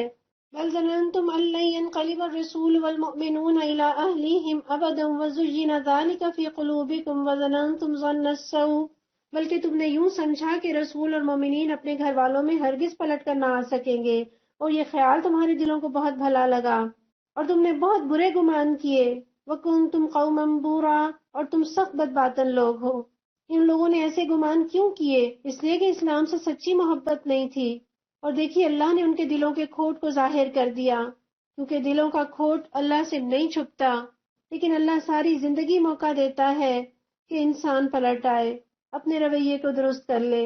اور یہاں یہ پتہ چلتا ہے کہ اللہ کے نبی کا ساتھ دینے والا مومن نہیں رہتا، جو مصیبت میں سختی میں کام نہ آئے، اس کا ایمان پھر کس کام کا؟ ہمیں بھی تو وہ رشتہ دار کبھی اچھا نہ لگے جو مصیبت میں، ضرورت میں ہمارے ساتھ کھڑا نہ ہو۔ وَمَن لَّمْ يُؤْمِن بِاللَّهِ وَرَسُولِهِ فَإِنَّا أَعْتَدْنَا لِلْكَافِرِينَ سَعِيرًا۔ اللہ اور اس کے رسول صلی اللہ علیہ وسلم پر جو لوگ ایمان نہ رکھتے ہوں، ایسے کافروں کے لیے ہم نے بھڑکتی ہوئی آگ مہیا کر رکھی ہے۔ جہاں اللہ تعالیٰ نے صاف الفاظ میں ایسے لوگوں کو ایمان سے خالی قرار دیا، کافر قرار دیا، جو اللہ اور اس کے دین کے معاملے میں مخلص نہ ہوں، جو آزمائش کا وقت آنے پر دین کی خاطر اپنی جان مال بچا کر رکھیں۔ لیکن یہ وہ کفر نہیں جس کی بنا پر ہم کسی کو دائرہ اسلام سے خارج کر دیں، بلکہ یہ وہ کفر ہے جس کی بنا پر آخرت میں ایسا شخص غیر مومن قرار پائے گا۔ وَلِلَّهِ مُلْكُ السَّمَاوَاتِ وَالْأَرْضِ، آسمان اور زمین کی بادشاہی کا مالک اللہ ہی ہے۔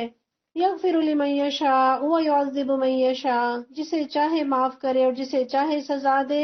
وَكَانَ اللَّهُ غَفُورًا رَحِيمًا، اور وہ غفور الرحیم ہے۔ یعنی اتنی شدید تنبیہ کرنے کے بعد اللہ نے غفور الرحیمی کا تذکرہ کر دیا، تاکہ ابھی بھی، کیوں؟ اس لیے کہ ابھی بھی اپنی روش چھوڑ دو، پلٹ آؤ تو اللہ کو بخشنے والا مہربان پاؤ گے۔ سَيَقُولُ الْمُخَلَّفُونَ إِذَا انطَلَقْتُمْ إِلَىٰ مَغَانِمَ لِتَأْخُذُوهَا ذَرُونَا نَتَّبِعْكُمْ، جب تم مال غنیمت حاصل کرنے کے لیے جانے لگو تو یہ پیچھے چھوڑے جانے والے لوگ تم سے ضرور کہیں گے کہ ہمیں بھی اپنے ساتھ چلنے دو۔ یریدون ان یبدلوا کلام اللہ، یہ چاہتے ہیں کہ اللہ کے فرمان کو بدل دیں۔ قل لن تتبعونا کذالکم قال اللہ من قبل، ان سے صاف کہہ دینا تم ہرگز ہمارے ساتھ نہیں چل سکتے، اللہ پہلے ہی یہ فرما چکا ہے۔ فسیقولون بل تحسدوننا، یہ کہیں گے کہ نہیں بلکہ تم لوگ ہم سے حسد کر رہے ہو۔ بل کانوا لا یفقہون الا قلیلا، حالانکہ بات حسد کی نہیں بلکہ یہ لوگ صحیح بات کو کم ہی سمجھتے ہیں۔ یہاں اللہ تعالیٰ نے اشارہ کر دیا غزوہ خیبر کی طرف کہ صلح حدیبیہ سے واپس آؤ گے تو خیبر کی طرف تمہیں آسان فتح ملے گی، بہت سا مال غنیمت ملے گا۔ اس وقت یہ منافق کہیں گے کہ ہمیں بھی اپنے ساتھ لے چلو، ہم بھی تو مسلمان ہیں، جہاد کرنے جا رہے ہیں۔ اللہ نے فرمایا کہ نہیں، انہیں نہیں لے کر جانا۔ ان منافقوں کا وہی حال ہے کہ میٹھا میٹھا ہپ ہپ اور کڑوا کڑوا تھو تھو۔ اور اللہ تعالیٰ نے فرما دیا کہ بیت رضوان میں جو لوگ شریک ہیں وہی غزوہ خیبر کی فتح کے لیے جائیں گے تاکہ اللہ انہیں بہت سا مال غنیمت عطا کرے۔ اس سے پتہ چلتا ہے کہ نیکیاں دنیا کی بھی خیر عطا کرتی ہیں۔ منافقین کے اس رویے سے ہم سیکھیں نا، نیکی کے موقعوں کو ضائع نہ کریں۔ ایک نیکی کئی نیکیوں کے در کھولتی ہے۔ جیسے آپ اپنی کسی بیٹی بیٹے کا رشتہ طے کرتے ہیں، وہ ایک رشتہ کتنے نئے رشتہ دار ملا دیتا ہے۔ اسی طرح نیکیاں نیکیوں کے لیے در کھولتی ہیں۔ اور یہی دورہ قرآن کی نیکی لے لیجئے، آپ کے لیے کتنی نیکیوں کا پیش خیمہ بنے گی انشاءاللہ تعالی۔ اور اگر یہ نیکی چھوڑ دی ہوتی تو کتنی نیکیوں کے در بند ہو جاتے۔ قل للمخلفین من الاعراب ستدعون الى قوم اولی بأس شدید تقاتلونہم او یسلمون۔ ان پیچھے چھوڑے جانے والے بدوی عربوں سے کہنا کہ عنقریب تمہیں ایسے لوگوں سے لڑنے کے لیے بلایا جائے گا جو بڑے زوراور ہیں، تمہیں ان سے جنگ کرنا ہوگی یا وہ مطیع ہو جائیں گے۔ فَإِن تُطِيعُوا يُؤْتِكُمُ اللَّهُ أَجْرًا حَسَنًا۔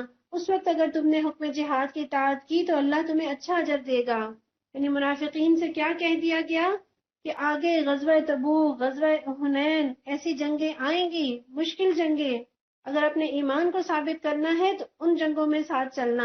اور اس سے یہ بھی پتہ چلتا ہے کہ ہر موقع آخری نہیں ہوتا۔ ایک موقع اگر چھوٹ گیا ہو تو اور زیادہ اس کے معاملے میں محتاط ہو جائیں کہ کوئی اور نیکی کا موقع سامنے آئے تو میں پیچھے نہ رہوں۔ وَإِن تَتَوَلَّوْا كَمَا تَوَلَّيْتُم مِّن قَبْلُ يُعَذِّبْكُمْ عَذَابًا أَلِيمًا۔ اور اگر تم پھر اسی طرح منہ موڑ گئے جس طرح پہلے موڑ چکے ہو تو اللہ تم کو دردناک سزا دے گا۔ لَيْسَ عَلَى الْأَعْمَى حَرَجٌ وَلَا عَلَى الْأَعْرَجِ حَرَجٌ وَلَا عَلَى الْمَرِيضِ حَرَجٌ۔ اگر کوئی اندھا اور لنگڑا اور مریض جہاد کے لیے نہ آئے تو کوئی حرج نہیں۔ وَمَن يُطِعِ اللَّهَ وَرَسُولَهُ يُدْخِلْهُ جَنَّاتٍ تَجْرِي مِن تَحْتِهَا الْأَنْهَارُ۔ جو کوئی اللہ اور اس کے رسول صلی اللہ علیہ وسلم کی اطاعت کرے گا اللہ انہیں جنتوں میں داخل کرے گا جس کے نیچے نہریں بہہ رہی ہوں گی۔ وَمَن يَتَوَلَّ يُعَذِّبْهُ عَذَابًا أَلِيمًا۔ اور جو منہ پھیرے گا اسے وہ دردناک عذاب دے گا۔ کس کو جہاد سے رخصت ہے؟ اندھا، لنگڑا، مریض۔ اور اگر ہم دین کے لیے محنت نہیں کر رہے تو کیا ہم اندھے ہیں، لنگڑے ہیں یا بیمار ہیں؟ اگر تو ہیں تو کوئی مسئلہ نہیں، لیکن اگر ایسا نہیں ہے تو ان آنکھوں کو، ان ٹانگوں کو، اس صحت کو اللہ کے دین کے لیے استعمال کر لیں، اور اللہ بدلے میں کیا دے گا؟ جنتیں۔ آپ تصور کیجئے صحراؤں کے رہنے والوں کو جب نہروں کی خوشخبریاں ملتی ہوں گی تو انہیں کتنا اچھا لگتا ہوگا۔ اور آج ہم نے اپنی دنیا کو جنت بنا لیا اور جنت کی آیتیں پڑھ کر بھی وہیں کھڑے کے کھڑے رہ جاتے ہیں، الا ماشاء اللہ۔ اور ہمارے پاس تو کتنی ایسی مثالیں ہیں، عذر کے باوجود لوگوں نے جہاد سے منہ نہیں موڑا۔ غزوہ احد کی تیاری ہو رہی تھی، حضرت عمر بن جموح اپنے پاؤں سے لنگڑاتے لنگڑاتے پیارے نبی کی خدمت میں حاضر ہوئے اور شکایت کی، یا رسول اللہ میرے 4 بیٹے ہیں، یہ خود تو جہاد میں شریک ہونا چاہتے ہیں لیکن مجھے جہاد پر جانے سے روک رہے ہیں۔ اللہ کی قسم میں تو لنگڑاتا ہوا جنت میں جانا چاہتا ہوں۔ آپ صلی اللہ علیہ وسلم ان کے جذبے سے اس قدر متاثر ہوئے کہ بیٹوں سے فرمایا کہ اپنے باپ کو جہاد پر جانے دو، شاید اللہ انہیں شہادت عطا فرمائے۔ چنانچہ حضرت عمر بن جموح رضی اللہ عنہ یہ دعا کرتے ہوئے گھر سے نکلے، الہی مجھے شہادت نصیب فرمانا اور مجھے نا امید گھر واپس نہ لانا۔ ایک ٹانگ سے معذور ہونے کے باوجود میدان جنگ میں بڑی بے جگری سے لڑے، ساتھ ساتھ یہ فرماتے میں تو جنت کا متلاشی ہوں، میں تو جنت کا مشتاق ہوں۔ جذبہ سچا تھا، لڑتے لڑتے شہادت کے مرتبے پر فائز ہو گئے۔ وہ عذر کے باوجود پیچھے نہ رہے اور ہم صحت کے باوجود پیچھے پیچھے رہے۔ اللہ نہ کرے کہ ہم ایسا کریں۔